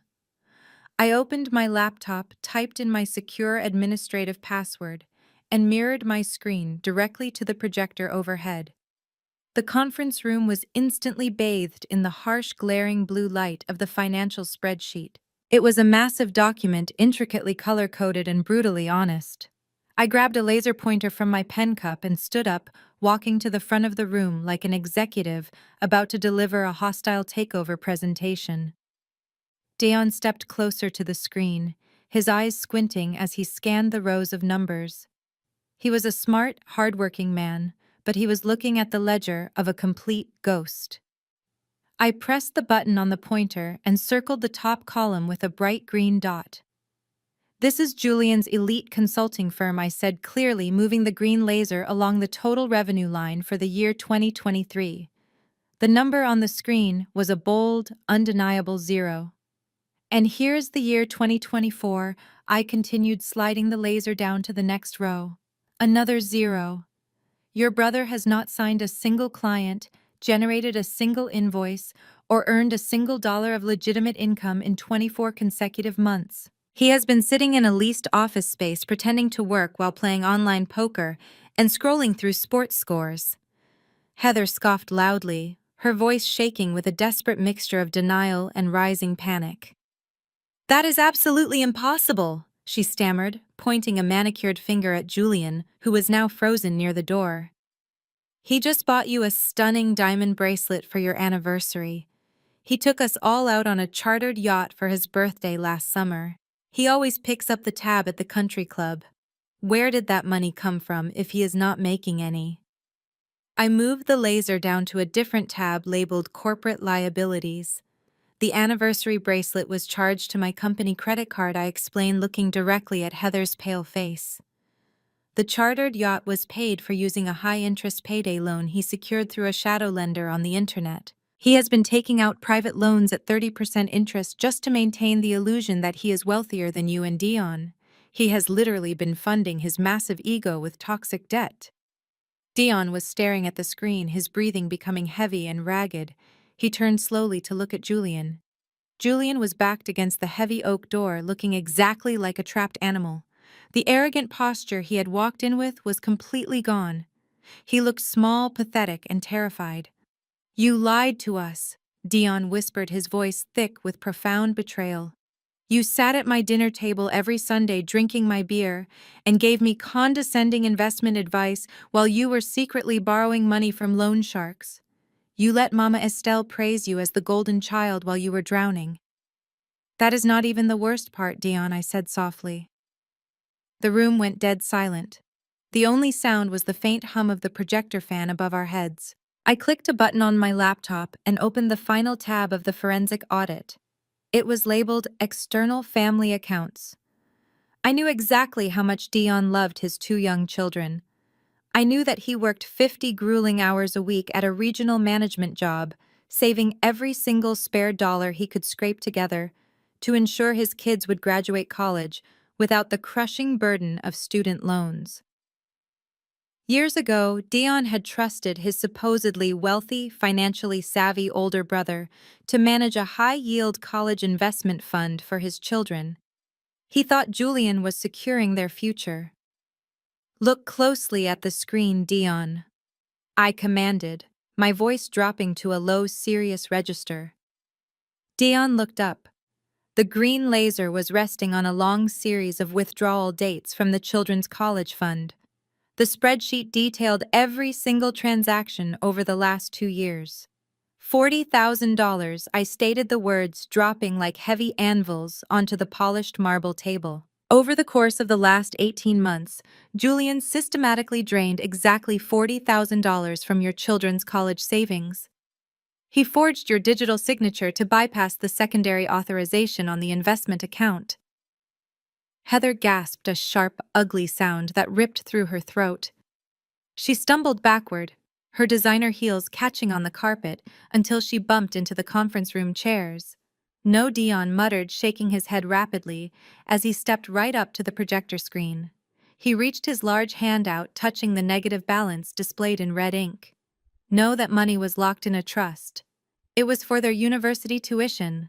Julian promised me he was putting it in a secure index fund." I pointed the laser at the corresponding expense column. "He withdrew $3,000 last May to pay for his exclusive golf trip to Pebble Beach," I read aloud, ruthlessly detailing the theft. "He withdrew another $5,000 in October to cover the past due lease on his Mercedes-Benz so the bank would not repossess it from his driveway. He stole from his own nieces and nephews so he could keep driving a luxury car to church and showing off to your mother." The silence that followed was the most dangerous kind of quiet. It was the absolute vacuum of air right before a massive bomb detonates. Dion simply stared at the negative balance on the screen. He blinked once, twice. He looked at the dates of the withdrawals, realizing that while he had been working overtime shifts to provide for his family, his brother had been living a life of supreme luxury, funded entirely by stolen money. Julian finally found his voice. "Dion, please," Julian pleaded, holding both of his hands up defensively in front of his chest. His voice was a high-pitched, pathetic whine. "I was going to put every single penny back. I swear to you. I just needed a temporary bridge loan to cover my lifestyle until my next big consulting contract came through. I hit a rough patch. You know how the economy is right now. I was going to replace the funds with interest before the kids ever even graduated high school. You stole from my children, Dion roared. It was not a question. It was a primal, devastating scream of pure agony. Dion did not hesitate. He did not ask another question or wait for another pathetic excuse. The massive man lunged across the conference room with terrifying speed. He grabbed his older brother by the collar of his expensive tailored suit and slammed him violently backward against the thick glass wall of the boardroom. The physical impact was so incredibly loud it echoed over the mechanical sounds of the warehouse outside, causing several of my employees down below to stop working and look up at the second-floor window. Julian gasped for air, his hands scrambling uselessly against Dion's thick forearms. Dion lifted him slightly off his feet, pinning him against the glass.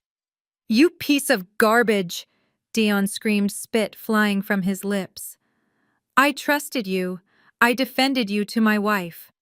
I came down here today to fight your battles for you because I thought you were a good man. You stole my kid's future to pay for a golf trip. I am going to kill you!" Heather screamed. The sheer piercing sound of her panic filled the enclosed room. She dropped her designer handbag onto the floor, her hands flying up to cover her mouth. All of her smugness, all of her passive-aggressive superiority, and all of her arrogant confidence evaporated in a single millisecond. Her face was completely devoid of color, matching the white silk blouse she wore. The brutal reality of her situation had finally crystallized in her mind. Her family was not just socially embarrassed by my actions at the coffee shop. They were entirely financially ruined. The $40,000 they had relied on for their children's future was gone, squandered on expensive steaks and luxury car leases by a man they had worshipped as a god. Dion pulled his fist back fully, intending to shatter Julian's jaw right there in my corporate office. I did not flinch, but I was not going to allow a violent brawl to disrupt my place of business. I calmly reached under the lip of my heavy desk and pressed the silent security alarm. Within 5 seconds, the heavy wooden doors of the conference room swung open. 3 of my largest, fully uniformed security guards rushed into the room. "Separate them," I ordered coldly, pointing at the 2 brothers. The guards instantly moved in, grabbing Dion by the shoulders and pulling him forcefully away from Julian. Dion struggled against them for a moment, his chest heaving, his eyes completely wild with grief and rage. Julian slid down the glass wall, coughing heavily and adjusting his ruined silk tie, his face pale and terrified. "Let me go!" Dion shouted at the guards, though he stopped fighting their grip. He pointed a shaking finger at Julian. "You are dead to me. Do you hear me? You are absolutely dead to me. Do not you ever call my phone again. Do not you ever come near my house or my kids again." Heather was sobbing uncontrollably now. She looked at me, her eyes wide with a horrific realization. She had marched into my office, threatening to sue me for spousal support, entirely unaware that her own brother-in-law was the actual criminal in the room. She had no leverage, she had no money. She had nothing but the crushing weight of Julian's deception. I picked up the remote and raised the mechanical blinds, letting the natural light back into the room. I turned the projector off. The show was over. "Escort them out of my building," I instructed the head of security, my voice completely steady. "Do not let them stop at the reception desk. Walk them completely off the premises. If Julian ever sets foot on Apex Logistics property again, call the police and press charges for criminal trespassing." Dion did not need to be dragged out. He shrugged off the guard's hands, gave his brother one final look of absolute disgust, and stormed out of the conference room. Heather scrambled to pick up her purse from the floor and ran out right behind him, crying hysterically as she realized she now had to go home and explain to her children that their college fund was gone. Julian was the last to leave. The 2 remaining security guards grabbed him tightly by the arms. He did not fight them. He looked entirely broken. He turned his head slowly and looked back at me standing behind my marble desk. He opened his mouth to say something, perhaps to offer one final desperate apology or to beg for a bailout. But he saw the absolute zero in my eyes. He saw a woman who had finally dropped the dead weight she had been carrying for 3 years. He closed his mouth, lowered his head in utter defeat, and let the guards drag him out of my fortress. I watched the heavy glass doors of the lobby swing shut behind Julian, permanently sealing him out of the empire I had built. I walked back to my desk, sat down in my leather chair, and took a deep cleansing breath. The toxicity that had infected my life for 3 years had just been surgically removed. I spent the rest of the afternoon finalizing shipping logistics and signing new vendor contracts, feeling lighter and sharper than I had in months. By the time Friday evening rolled around, I was back in my penthouse suite at the Four Seasons, pouring myself a glass of expensive Pinot Noir and enjoying the sweeping sunset views of the Atlanta skyline. The brass telephone on the desk rang, interrupting the quiet jazz music I had playing in the background. It was the front desk concierge. His tone was perfectly polite, but I could hear the underlying strain of someone dealing with a very difficult situation. Ms. Chloe. I apologize for the interruption, the concierge said smoothly. But there is a young woman in the main lobby claiming to be your stepdaughter. She is currently yelling at our valet staff because her credit card was declined for the parking fee, and she is demanding a key to your suite. Shall I have hotel security escort her off the premises? I took a slow sip of my wine, a small smile touching my lips. Brielle. I knew it was only a matter of time before the financial drought forced her to seek out the well she had so carelessly poisoned. Do not call security, I told the concierge. Send her up to the penthouse. I will handle this personally. A few minutes later, a loud, aggressive knock echoed from the heavy wooden door of my suite. I unlocked the deadbolt and pulled the door open. Brielle stood in the hallway, looking like a complete disaster. The perfectly polished, designer-clad princess who had sneered at me across the Thanksgiving table was entirely gone. Her expensive blonde highlights were frizzy and unkempt. She was wearing a wrinkled designer tracksuit that I had purchased for her last Christmas, and she was dragging a heavy Louis Vuitton duffel bag across the carpet. She did not wait for an invitation.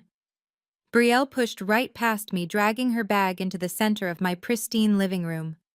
She dropped the heavy luggage onto the hardwood floor with a loud thud and immediately began pacing the room, completely ignoring the breathtaking view and the luxurious surroundings. This hotel is absolutely ridiculous, Brielle huffed, throwing her hands up in the air. The valet refused to park my car without a card on file. I had to leave it in the loading zone. And why are you even staying here, Chloe? Do you have any idea what kind of chaotic nightmare is going on at the house right now? I closed the door, locked it, and leaned against the marble kitchen island. I did not offer her a glass of water. I did not ask her to sit down. I simply crossed my arms over my chest and watched her unravel. Enlighten me, Brielle, I said, my voice dangerously calm. Dad is completely losing his mind, she complained, her voice rising in pitch as she threw herself onto the plush velvet sofa. He has been pacing the living room for 2 solid days. He is screaming on the phone with his accountants, and he actually yelled at me this morning. Me. He never yells at me. And the internet is off. I woke up this morning, and the Wi-Fi was completely disconnected. I could not even submit my midterm paper for my sociology class, let alone check my social media accounts. Dad told me the router was just broken, but I called the cable company myself, and the representative told me the account was suspended for non-payment. It is like living in the absolute Stone Age. I swirled the dark red wine in my glass, watching the sheer entitlement radiate from her every pore. She had not come here to apologize for humiliating me. She had not come to see if I was okay after walking out on my marriage. She had come here because her comfortable internet-connected life had been disrupted, and she expected the maid to fix it. But that is not even the worst part, Brielle continued, her eyes flashing with a mixture of anger and deep humiliation. She sat forward, gripping the edge of the sofa cushions. Do you have any idea how embarrassed I was today? I was sitting in the student union with my sorority sisters. We were planning our spring break trip to Cabo San Lucas. I had my laptop open in front of everyone, and I got an email marked urgent from the university bursar. They copied my academic advisor and the dean of students. Brielle paused, her face flushing a deep, blotchy red. My tuition check bounced, Chloe. $28,000 returned for insufficient funds. The financial aid office actually called me down to the administration building and told me if the balance is not paid in full by Monday morning, I am going to be administratively withdrawn from all of my classes. My sisters saw the email. They saw the giant red insufficient funds stamp on the screen before I could close the window. Do you know how embarrassing that is? Everyone in my chapter thinks I am broke. My reputation on campus is completely ruined. She stared at me, her chest heaving, fully expecting me to gasp in horror and immediately reach for my checkbook to save her social life. When I did not react, her anger flared back up. "You need to fix this right now," Brielle demanded, pointing a manicured finger at me. "Dad told us exactly what is going on. He said you are just throwing a massive temper tantrum because you are jealous of his relationship with his family. He said you froze the joint accounts just to be petty and prove a point. Well, playtime is over, Chloe. You proved your point. Now I need you to log into your banking portal and wire the money to the school immediately. And you need to call the cable company and turn the internet back on at the estate. I cannot live like this." I actually had to set my wine glass down on the marble counter because I was laughing so hard I thought I might drop it. The absolute, unadulterated audacity of this 19-year-old girl was staggering. She was standing inside a luxury penthouse paid for by my company, demanding that I fund her extravagant lifestyle, just days after she intentionally poured a sticky drink all over me and told me to fetch a towel. "Let me make sure I understand this perfectly," I said, the laughter fading from my voice as I walked around the island to stand directly in front of her. "4 days ago, you intentionally dumped a full glass of freezing cider all over my custom silk dress. You sat at my dining table, looked me dead in the eyes, and called me a maid in front of your entire family. You did not apologize. You smirked, and your father laughed with you. And now you have the absolute nerve to march into my hotel suite, complain about your Wi-Fi being shut off, and demand that I pay your $28,000 tuition bill." Brielle rolled her eyes, throwing her head back against the sofa cushions. She was completely missing the severity of the situation. "Oh my God, Chloe, are you really still mad about that little accident? It was a joke.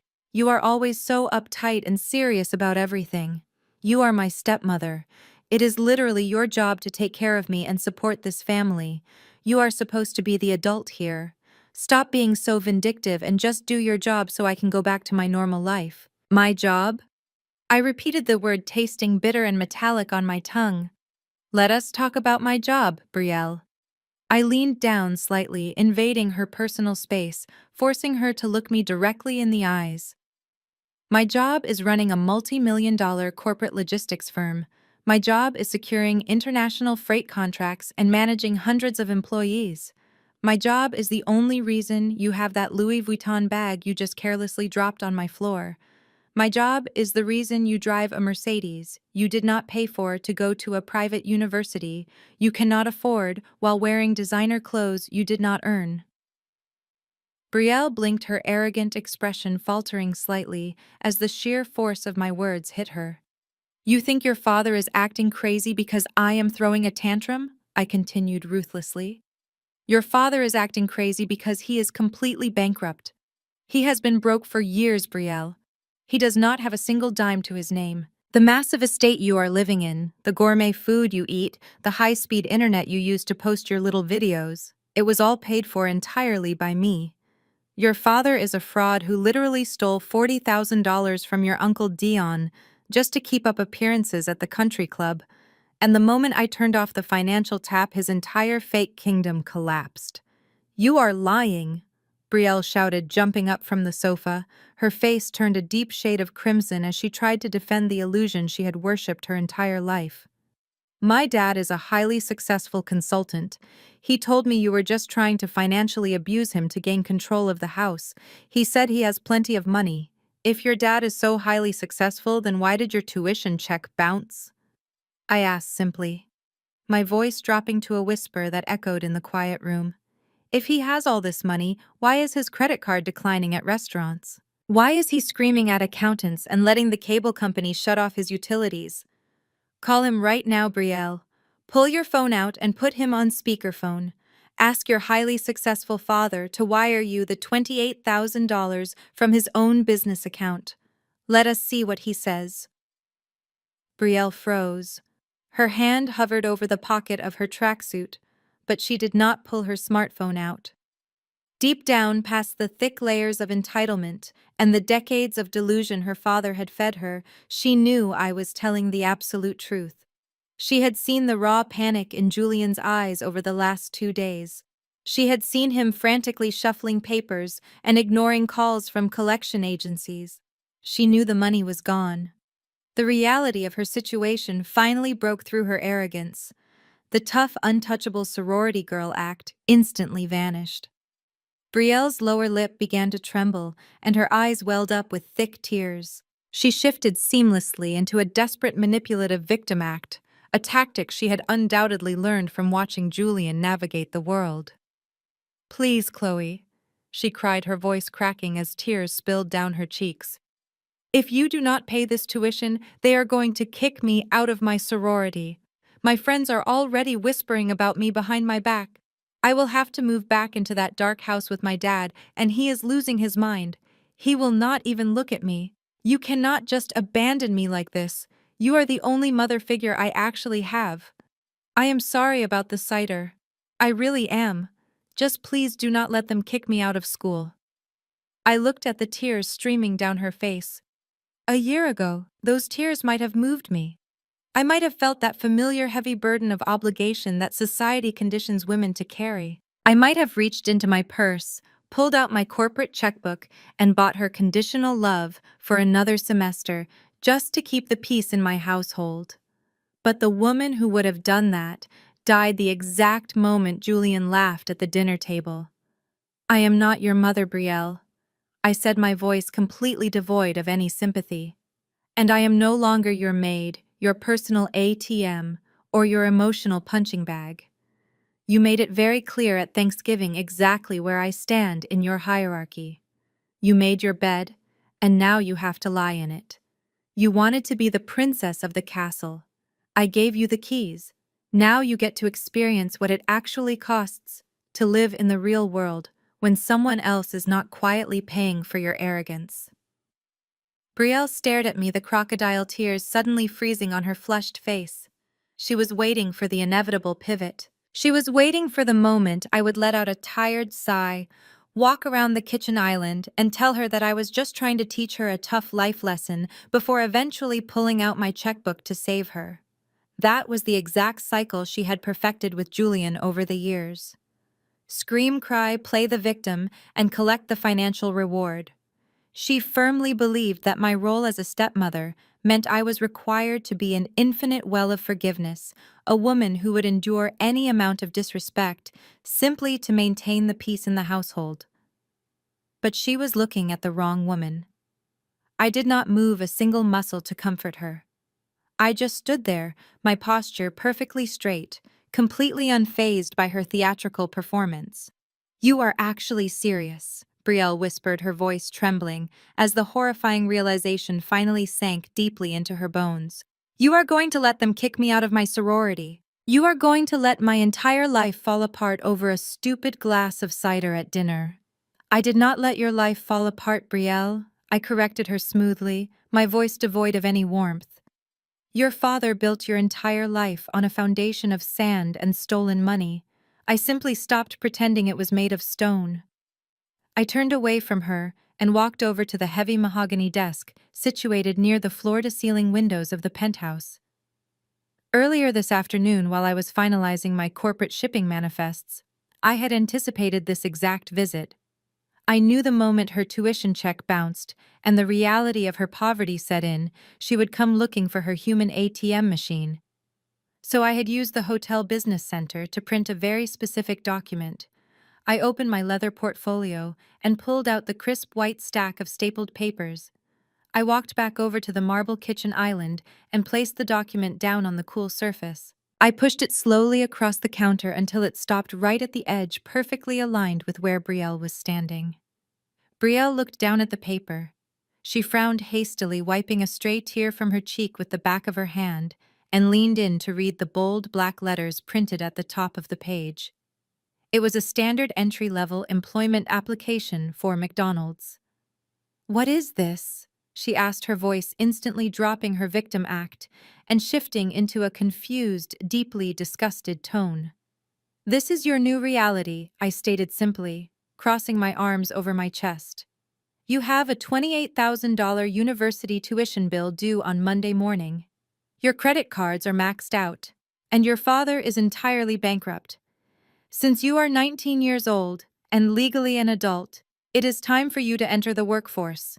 I checked the local listings this morning. The McDonald's right down the street from your campus is currently hiring shift workers. They pay $15 an hour. If you pick up enough overtime and work the overnight shifts scrubbing the fryers, you might be able to pay off your university debt in about 3 years." Brielle stared at the printed application as if it were a highly venomous snake resting on the marble counter. "You want me to flip burgers?" she shrieked, her voice echoing loudly off the high ceilings of the luxury suite. "I am a pre-law student. I am the vice president of my sorority chapter.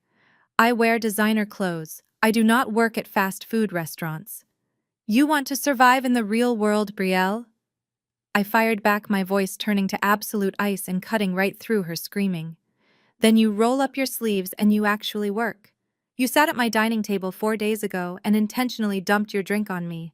You told me to fetch a towel. You called me a maid. You looked down on the very concept of serving others, completely ignorant to the fact that my relentless hard work was the only thing keeping a luxury roof over your head." Brielle opened her mouth to argue, but I did not let her speak. "You think being a maid is an insult?" I continued, my voice echoing with commanding authority. "You think service work is beneath you because you have never had to earn a single dollar in your entire life. Well, the maid is permanently off duty. There is no more free ride. There are no more designer tracksuits, no more fully funded spring break trips to Cabo San Lucas, and no more sweeping your incredibly ugly entitled behavior under the rug. You want money to save your social reputation.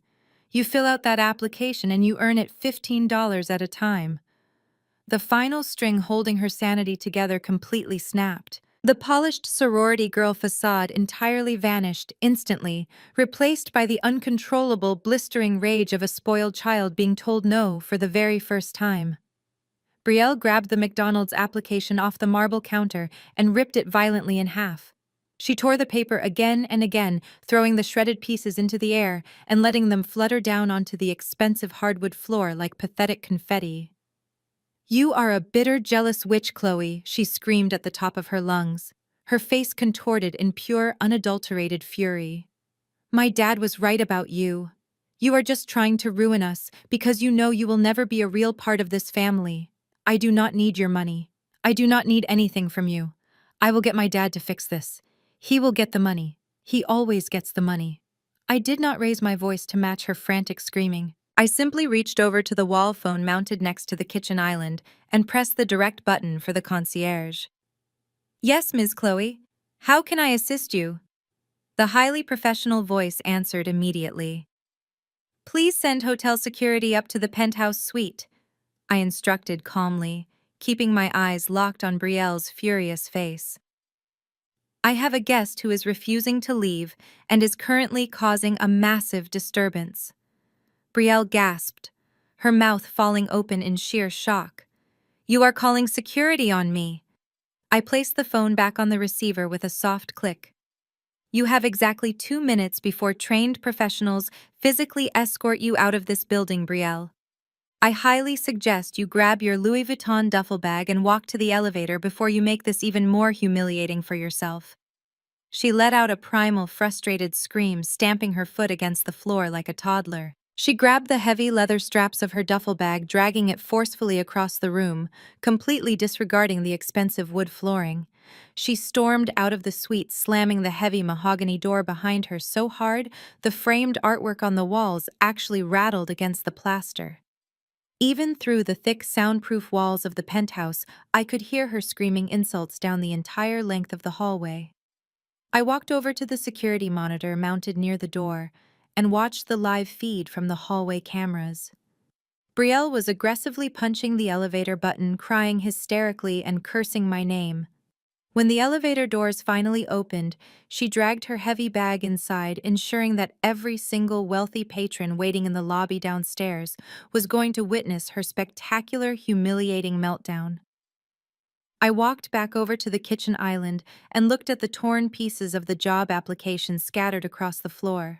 I took my time picking them up, tossing them into the trash can under the sink. I picked up my glass of Pinot Noir and walked back over to the expansive windows.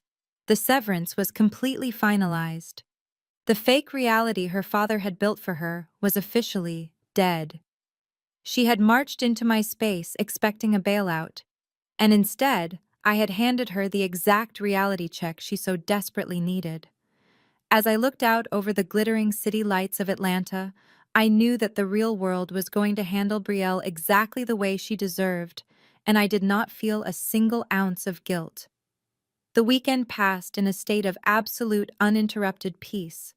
For the first time in 3 years, I did not spend my Sunday evening reviewing Julian's credit card statements or quietly transferring funds to cover his exorbitant lifestyle. Instead, I slept deeply in the luxurious silence of my hotel suite, waking up refreshed and ready to conquer the week. But while I was resting, the calendar was steadily turning. Monday arrived, bringing with it the dreaded first of the month. The financial cliff I had pushed Julian toward was no longer a distant threat. It was right under his expensive leather shoes, and gravity was finally taking over. The $12,500 mortgage payment was officially due. I knew exactly what the atmosphere inside that sprawling six-bedroom estate felt like that morning. The air would have been thick with unspoken panic. Julian would have woken up early, his eyes bloodshot from staring at the ceiling all night, fully aware that his personal checking account was practically at zero. He had no corporate safety net. His platinum card was deactivated. His brother Dion had entirely cut him off and forbidden him from ever coming near his family again after the revelation of the stolen college fund. Brielle was likely locked in her bedroom, furious and humiliated, refusing to speak to him after I handed her a fast food job application. Even Mama Estelle, the woman who worshipped the ground he walked on, would be calling him incessantly, demanding to know how he planned to fix the social disaster I had created at the coffee shop. Julian was completely backed into a corner. A rational man in his position would have admitted defeat. A rational man would have called the bank, explained that his financial circumstances had drastically changed, and started the painful process of putting the house on the market to avoid foreclosure. He would have humbly asked his family for forgiveness and looked for a legitimate job. But Julian was not a rational man. Julian was a raging narcissist who had built his entire identity on the illusion of being a wealthy, traditional patriarch. His ego was the most important thing in his universe, far more important than his integrity, his family, or the law. The mere thought of losing that house, of having moving trucks pull up to the gates while his upscale neighbors watched, was a fate worse than death to him. He was absolutely desperate to maintain his image. He needed a massive infusion of cash, and he needed it immediately, not just to pay the past due mortgage, but to prove to everyone that he was still the undisputed king of his castle. So in a state of blind desperation, Julian concocted a reckless and highly illegal plan. He sat in his home office surrounded by custom mahogany bookshelves that I had paid for and looked at the house as his ultimate salvation. He knew properties in our exclusive gated community had skyrocketed in value over the last 3 years.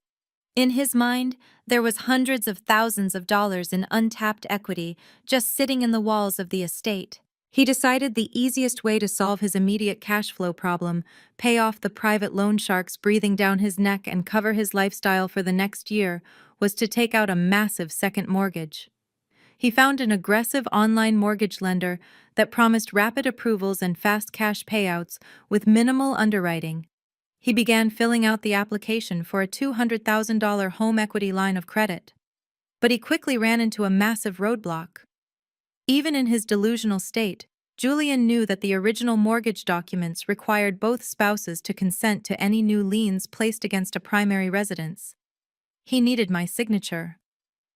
Julian knew there was absolutely no way I would ever agree to sign a document allowing him to pull cash out of a house he did not pay for. He knew I would laugh in his face if he asked. But rather than stop and realize his plan was impossible, his arrogance shifted into high gear. He convinced himself that as my husband he was entitled to that equity. He told himself that I was just being an emotional, vindictive wife who needed to be bypassed for the greater good of the family. He decided to forge my signature on a quitclaim deed. A quitclaim deed is a legal instrument used to quickly transfer interest in real estate. Julian believed that if he forged a document stating that I was willingly relinquishing my rights and interest in the property entirely to him, he could present it to the online lender and secure the second mortgage as the sole owner. He printed the legal forms from the internet. I could easily picture him sitting at his desk, sweating profusely, pulling up an old anniversary card I had written him to meticulously trace my handwriting. He practiced signing my name over and over again on scrap paper until he felt he had perfected the curves and angles of my signature. He found a shady notary public, an old friend from his fraternity days, who was willing to stamp and seal the forged document for a few $100s in cash, completely ignoring the fact that I was not physically present in the room. Julian packaged the fraudulent quitclaim deed along with his application for the massive second mortgage and submitted it to the online bank. He leaned back in his chair, wiping the sweat from his forehead, genuinely believing he had just outsmarted me. He thought he had successfully secured his fake empire and that the cash would be deposited into his account within days. But Julian had made a fatal, catastrophic error. It was an error born entirely out of his deep-seated misogyny and his utter refusal to respect my business acumen. Julian had never actually read the original closing documents when we bought the house 3 years ago. During the closing meeting, he had been too busy drinking the complimentary champagne, taking pictures for social media, and bragging to the real estate agent about his immense success to actually read the paperwork sliding across the conference table. Because we were married, he simply assumed we were buying the house under a standard residential loan as joint tenants. He assumed my name was just listed next to his on the deed like a typical husband and wife. He had absolutely no idea that the massive estate was not in my name at all. It was not in his name either. The property was purchased entirely in cash and was wholly owned by my corporate entity, Apex Logistics LLC. Tuesday morning, I was sitting in my glass-walled office at the logistics headquarters reviewing a supply chain report when my direct office line rang. I glanced at the caller identification. It was my lead corporate attorney. He was a brilliant, meticulous man who handled all the legal structuring for my business empire. I picked up the receiver immediately. "Good morning," I said, leaning back in my leather chair. "Good morning, Chloe," my attorney replied, his tone entirely strictly business with a sharp edge of genuine concern. "We have a very serious situation that requires your immediate attention. I just received a legal verification notice from a commercial underwriter at a national online bank." I set my pen down on the desk. "Go on." "Someone has submitted a loan application attempting to secure a $200,000 second mortgage against your primary residence," he explained, his voice perfectly level. "The applicant submitted a quitclaim deed to the bank this morning, attempting to transfer the ownership of the property to himself to bypass the spousal consent requirements. The applicant is your husband, Julian." I stared out the glass walls of my office, watching the forklifts move across the warehouse floor. I felt a cold, sharp smile slowly spread across my face. He actually did it. He was so desperate to save his fake image that he committed a felony. The online bank ran the property address through the county tax database, my attorney continued. They immediately saw that the property is not owned by you or Julian as individuals, but by Apex Logistics, LLC. Since I am listed as the registered corporate agent for the LLC, The bank's underwriting department flagged the quitclaim deed as highly suspicious and contacted my office directly to verify if the corporate board had authorized the transfer of the asset. Julian had tried to forge a standard residential quitclaim deed for a piece of commercial property owned by a multi-million-dollar corporation. It was the financial equivalent of trying to rob a bank with a water gun. He did not provide the required corporate resolutions, the operating agreement, or the articles of incorporation, because he did not even know they existed. He had blindly walked straight into a massive legal wall. "Chloe, this is textbook mortgage fraud," my attorney stated firmly, his voice cutting through the silence on the phone. "It is a federal offense. Julian has forged your signature and submitted fraudulent legal documents to a financial institution across state lines. I have the power to immediately block this transaction. I can contact the underwriter right now, issue a formal cease and desist, and freeze the entire application before it goes any further. Just give me the word and I will shut this down." I closed my eyes for a brief moment. I thought about the Thanksgiving dinner. I thought about the sticky cider soaking into my silk dress while Julian laughed and told me to grab a towel. I thought about Mama Estelle screaming at me in the coffee shop, calling me a bitter, broken woman while defending a man who stole $40,000 from his own brother's children.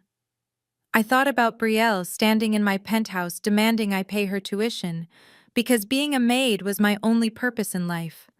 They had spent years treating me like an uneducated, submissive servant. They believed my only value was the money I quietly slipped into their pockets. They thought I was weak. If I told my attorney to block the transaction right now, Julian would simply get a rejection letter in the mail. The bank would close the file, and Julian would walk away with nothing more than a bruised ego, free to try another manipulative scheme to get his hands on my money. A cease and desist was a slap on the wrist. It was a warning shot. I did not want to fire a warning shot. I wanted to drop a nuclear bomb. "Do not block the transaction," I said, my voice incredibly calm and crystal clear. There was a brief, stunned silence on the other end of the line. "Chloe," my attorney cautioned slowly, making sure I fully understood the gravity of the situation.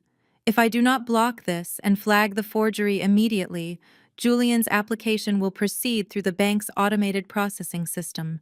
He will formally execute these documents under penalty of perjury." "Exactly," I replied, opening my eyes and looking at the brilliant morning sunlight streaming through my office windows. "If you stop him now, he is just a desperate husband who made a stupid mistake. But if you let him submit those forged documents past the initial underwriter checks and attempt to finalize the closing process, he upgrades a petty family dispute into federal wire fraud and criminal forgery." I could hear the slow realization dawn on my attorney. He knew exactly what kind of woman I was, and he understood perfectly what I was orchestrating. "You want to let him hang himself," he concluded quietly. "I want you to let the application process proceed just far enough to constitute a fully completed criminal act," I instructed, my tone shifting into pure executive command. "Let the bank process the forged deed. Let them schedule the final disbursement. Wait until the absolute last possible second before the wire transfer is initiated. Then and only then you will notify the bank's fraud department and the county sheriff that a man is actively attempting to steal an asset belonging to Apex Logistics, LLC. Consider it done," my attorney replied, his voice reflecting a deep professional respect. "I will monitor the underwriting process closely and prepare the formal fraud affidavits for your signature." I ended the call and placed the phone back on its receiver. The trap was perfectly set. The heavy steel jaws were wide open, and Julian had just willingly placed his head right between them. He thought he was days away from a $200,000 payday that would save his house and his reputation. He was probably planning a massive celebration, eager to show his fraternity brothers and his mother that he was still the undisputed king of the family.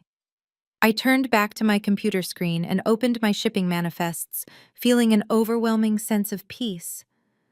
I was going to let him throw his party.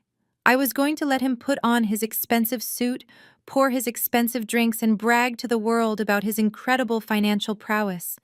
I was going to let his ego inflate to its absolute maximum capacity.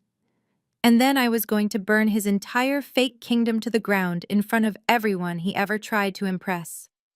Exactly 2 weeks later, Julian received an automated email notification from the online lender stating that his $200,000 home equity line of credit had passed the initial underwriting phase. My corporate attorney forwarded me the digital trail. The bank had accepted the forged quitclaim deed at face value for the preliminary approval and scheduled the final wire transfer for that upcoming Saturday morning. Julian genuinely believed he had won. He thought he had successfully outsmarted me, secured a massive influx of cash, and saved his crumbling facade. To celebrate his fabricated victory, Julian decided to do exactly what a narcissist does when they think they have regained the upper hand. He threw a party. He sent out digital invitations for a massive catered barbecue at the estate. He invited the entire upscale neighborhood, his old fraternity brothers, and the entire congregation of Mama Estelle's church. He wanted an audience. He wanted to fill the backyard of the house I bought with people who would look at him with envy and respect. He wanted to prove to everyone who had heard the rumors from the coffee shop that I was just a bitter, crazy woman, and that he was still the undisputed wealthy patriarch of his family. I sat in the back of my chauffeured black town car, parked discreetly down the street from the estate that Saturday afternoon, watching the luxury cars line up along the manicured neighborhood streets. Through the tinted windows, I could hear the heavy bass of the R&B music thumping from the backyard. I could smell the rich, smoky scent of the catered barbecue wafting over the iron gates. Inside those gates, the arrogance was at an absolute suffocating, all-time high. Julian was holding court on the expansive stone patio. He was wearing a custom-tailored linen shirt, holding an expensive glass of imported whiskey, and puffing on a thick Cuban cigar. He was laughing loudly, slapping his fraternity brothers on the back, and acting as if he did not have a single care in the world. He was completely oblivious to the fact that the online bank had permanently frozen the wire transfer 3 hours prior, immediately after my attorney submitted the formal fraud affidavits to their federal compliance department. Brielle was parading around the swimming pool like she had just inherited a royal title. She was wearing a brand new, incredibly expensive designer outfit that she had undoubtedly charged to a new credit card Julian had promised to pay off once his loan cleared. She was laughing with her sorority sisters, holding a plastic cup of sparkling cider, and acting as if the McDonald's application I had handed her in the hotel was just a hilarious fever dream. She felt untouchable again. Mama Estelle was sitting in a shaded cabana surrounded by Sister Beatrice and the rest of the church auxiliary board. Estelle was practically glowing with smug satisfaction. She was loudly pointing out the catered food and the beautiful landscaping, telling anyone who would listen how God always protects a righteous traditional black provider from the wicked intentions of a rebellious wife. She was completely convinced that her son had miraculously triumphed over my supposed financial abuse. And then there was Heather. Heather was standing near the outdoor bar, gripping a glass of white wine so tightly her knuckles were completely white. She was forcing a tight, artificial smile for the neighborhood wives desperately trying to keep up appearances. Dayon was nowhere to be seen. When people asked where her husband was, Heather lied smoothly, claiming he was out of town on an urgent business trip. The truth was that Dion had packed his bags, filed for legal separation, and moved into a hotel after discovering Julian had stolen $40,000 from their children. Heather was standing in the middle of a lavish party funded by her own family's financial ruin, forced to swallow her pride because she was too terrified of the social stigma of a public divorce.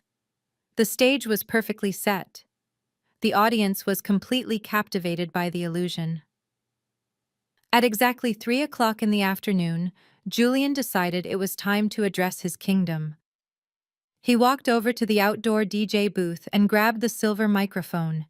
He tapped it twice, the sharp sound echoing over the massive speakers. The music slowly faded out, and the dozens of guests turned their attention to the stone patio. Julian stood at the edge of the steps, looking out over the crowd with a sickeningly arrogant smile. "Thank you all for coming out today to celebrate with my family," Julian announced, his voice booming with fake humility. As you all know, it takes a lot of hard work and sacrifice to build an empire. You have to stay focused. You have to keep your house in order. Sometimes the people you try to uplift will get jealous of your success and try to tear you down. But a strong man does not fold. A strong provider always finds a way to protect his castle and take care of his own. The fraternity brothers cheered, raising their glasses in the air. Mama Estelle clapped her hands together, shouting an enthusiastic amen from the cabana. Julian raised his glass of whiskey high above his head, soaking in the absolute adoration of the crowd. To family, he declared loudly, and to never letting anyone take what belongs to you. Right as the guests raised their cups to echo his toast, a sound completely foreign to the quiet upscale neighborhood violently shattered the atmosphere. It was the heavy, aggressive rumble of massive diesel engines.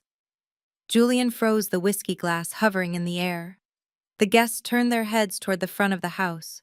The heavy iron security gates of the estate, which were programmed to remain open for the party guests, allowed 3 massive vehicles to pull straight through without stopping.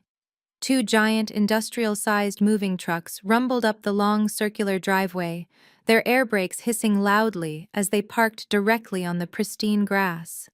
But it was the vehicle leading them that caused the entire backyard to instantly fall into a state of paralyzed shock.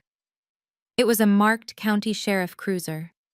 The light bar on the roof was flashing a blinding, silent array of red and blue across the expensive cars parked in the driveway. The DJ completely cut the background music. The laughter died instantly. The only sound left in the estate was the idling of the heavy diesel engines and the soft splashing of the swimming pool. 4 burly men in heavy work boots stepped out of the moving trucks carrying thick rolls of industrial trash bags and heavy-duty dollies. 2 uniformed sheriff deputies stepped out of the cruiser, their hands resting casually on their utility belts. They walked straight up the driveway and bypassed the front door, heading directly for the wooden side gate that led into the crowded backyard. I stepped out of my sleek black town car right behind them. I was wearing a tailored crimson-red power suit that stood out brilliantly against the manicured green lawn. I adjusted my designer sunglasses, grabbed my leather portfolio from the back seat, and followed the deputies through the wooden gate and onto the stone patio. The moment Julian saw me walking behind the police officers, all the color instantly violently drained from his face. His jaw dropped. The expensive crystal whiskey glass slipped from his trembling fingers and shattered into 100 pieces against the stone patio, splashing brown liquor all over his custom linen shoes. He panicked. His survival instinct kicked in, and he desperately tried to play the alpha male in front of his frozen audience. "What the hell is this?"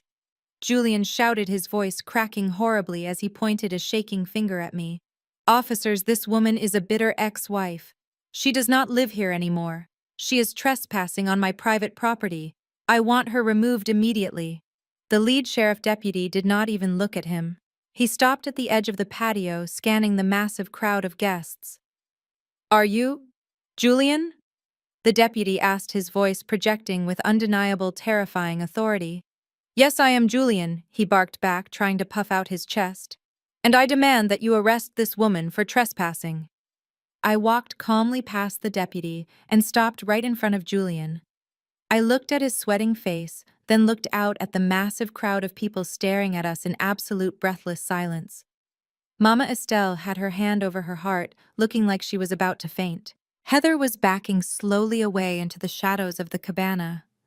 Brielle was standing frozen by the pool, her plastic cup of cider crushed in her fist. I unzipped my leather portfolio and pulled out a thick stack of legal documents. I handed the top 2 pages directly to the sheriff deputy.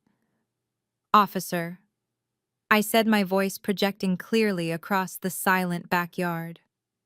"This is the certified corporate deed proving that this entire property is wholly owned by Apex Logistics, LLC. I am the sole chief executive officer of that company, and this is the federal fraud warrant issued this morning by the district attorney."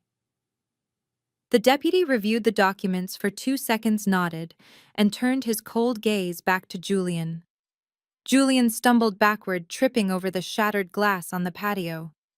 "Wait," he pleaded, holding his hands up. "There is a mistake. I am the husband. I own this house. I was just approved for a loan. The money is coming today." I turned away from him and faced the crowd. I looked directly at the church congregation, the fraternity brothers, and Mama Estelle. Julian did not get approved for a loan, I announced, delivering the ultimate devastating kill shot to his entire fake reality.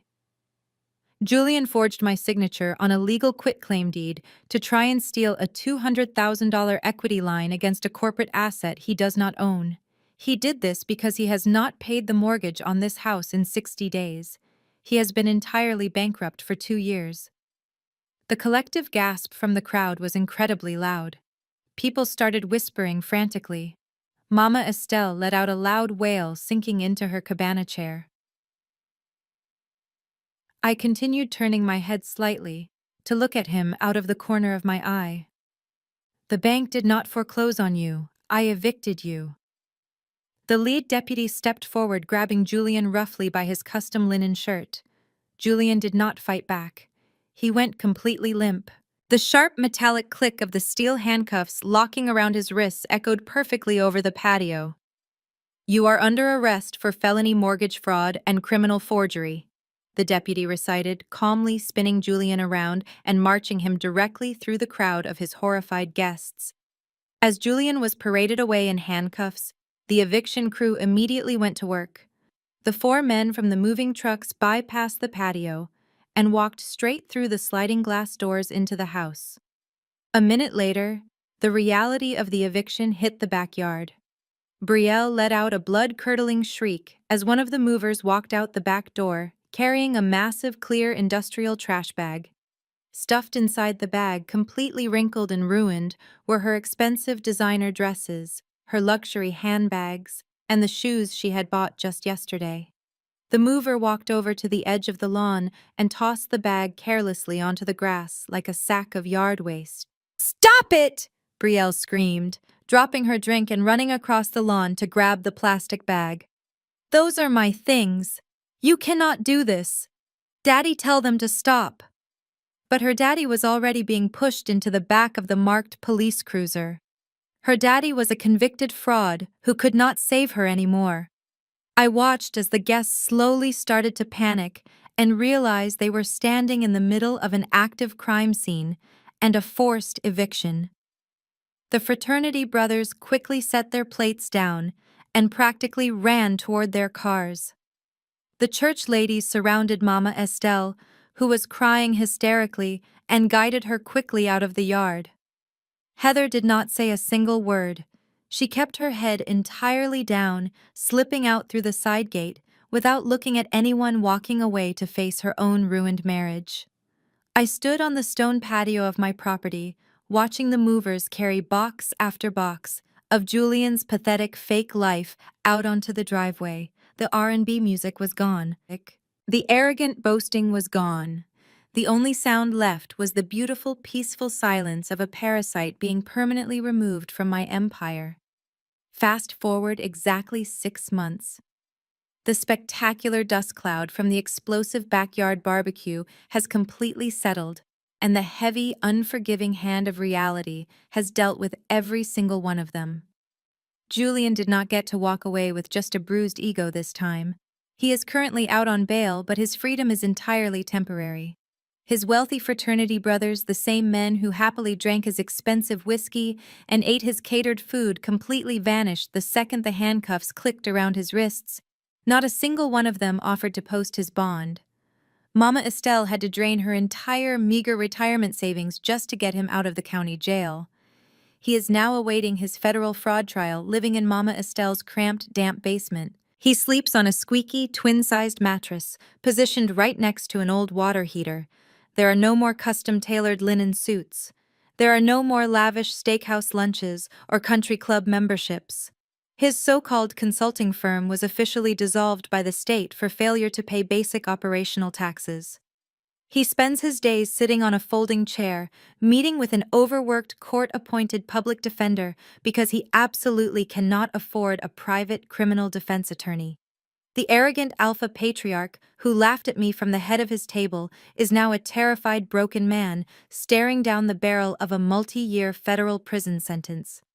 Brielle received a reality check that was equally devastating.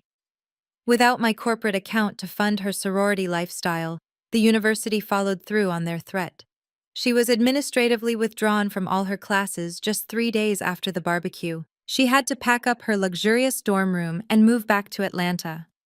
She is currently working the afternoon shift at the drive-through window of the exact same fast food restaurant I handed her the application for. She wears a stiff polyester uniform that perpetually smells of hot frying oil, standing on her feet for 8 hours a day, forced to politely smile at customers who treat her like she is invisible. She works grueling double shifts just to make the minimum monthly payments on her massive maxed-out credit cards.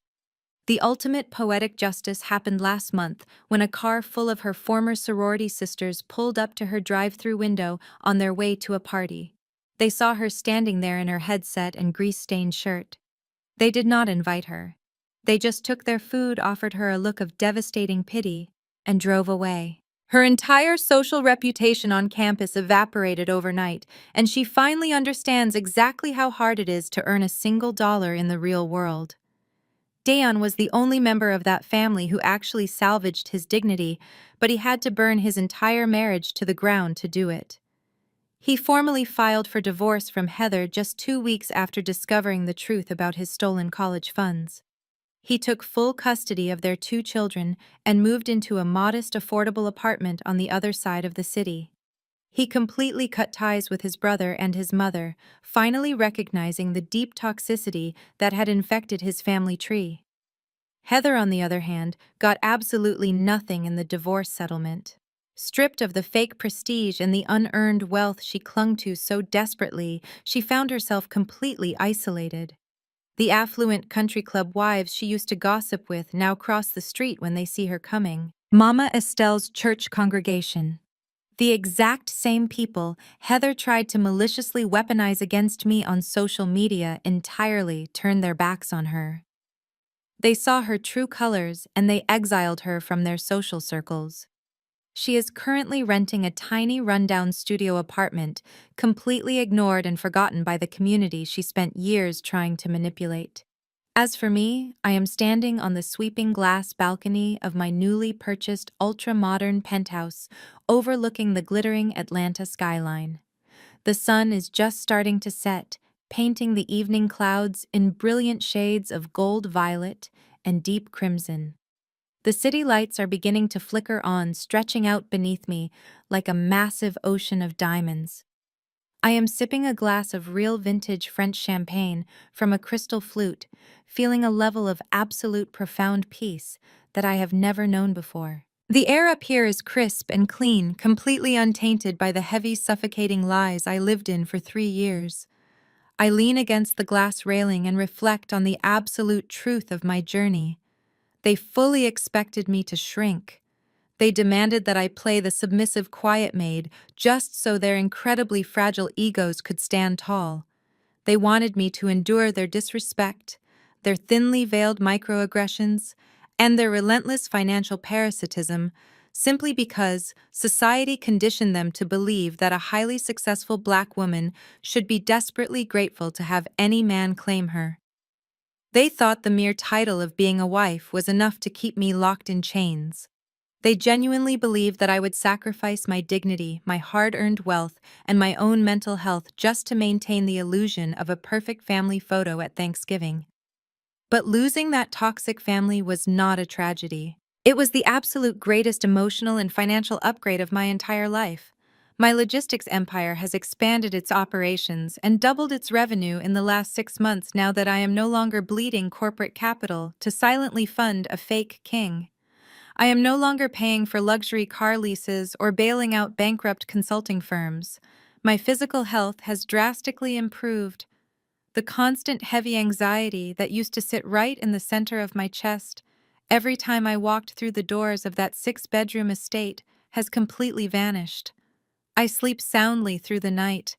I wake up every single morning feeling energized, powerful, and entirely in control of my own destiny. I built a beautiful, authentic life with my own two bare hands, and I will never again allow another human being to make me feel small inside the kingdom that I built. I take a slow, satisfying sip of my champagne and look directly at you, the audience. I want you to hear this loud and clear. They expected me to break under their weight, but they completely forgot who poured the concrete for the foundation. You do not owe your success to people who refuse to respect your boundaries. You do not owe your peace to family members who view you as nothing more than a human ATM machine. The thing about carrying dead weight is once you finally drop it, you realize just how fast you can fly. Have you ever had to evict a parasite from your life to protect your peace? Let me know in the comments below. Hit the like button and subscribe if you believe in protecting your empire at all costs. Never apologize for demanding exactly what you are worth.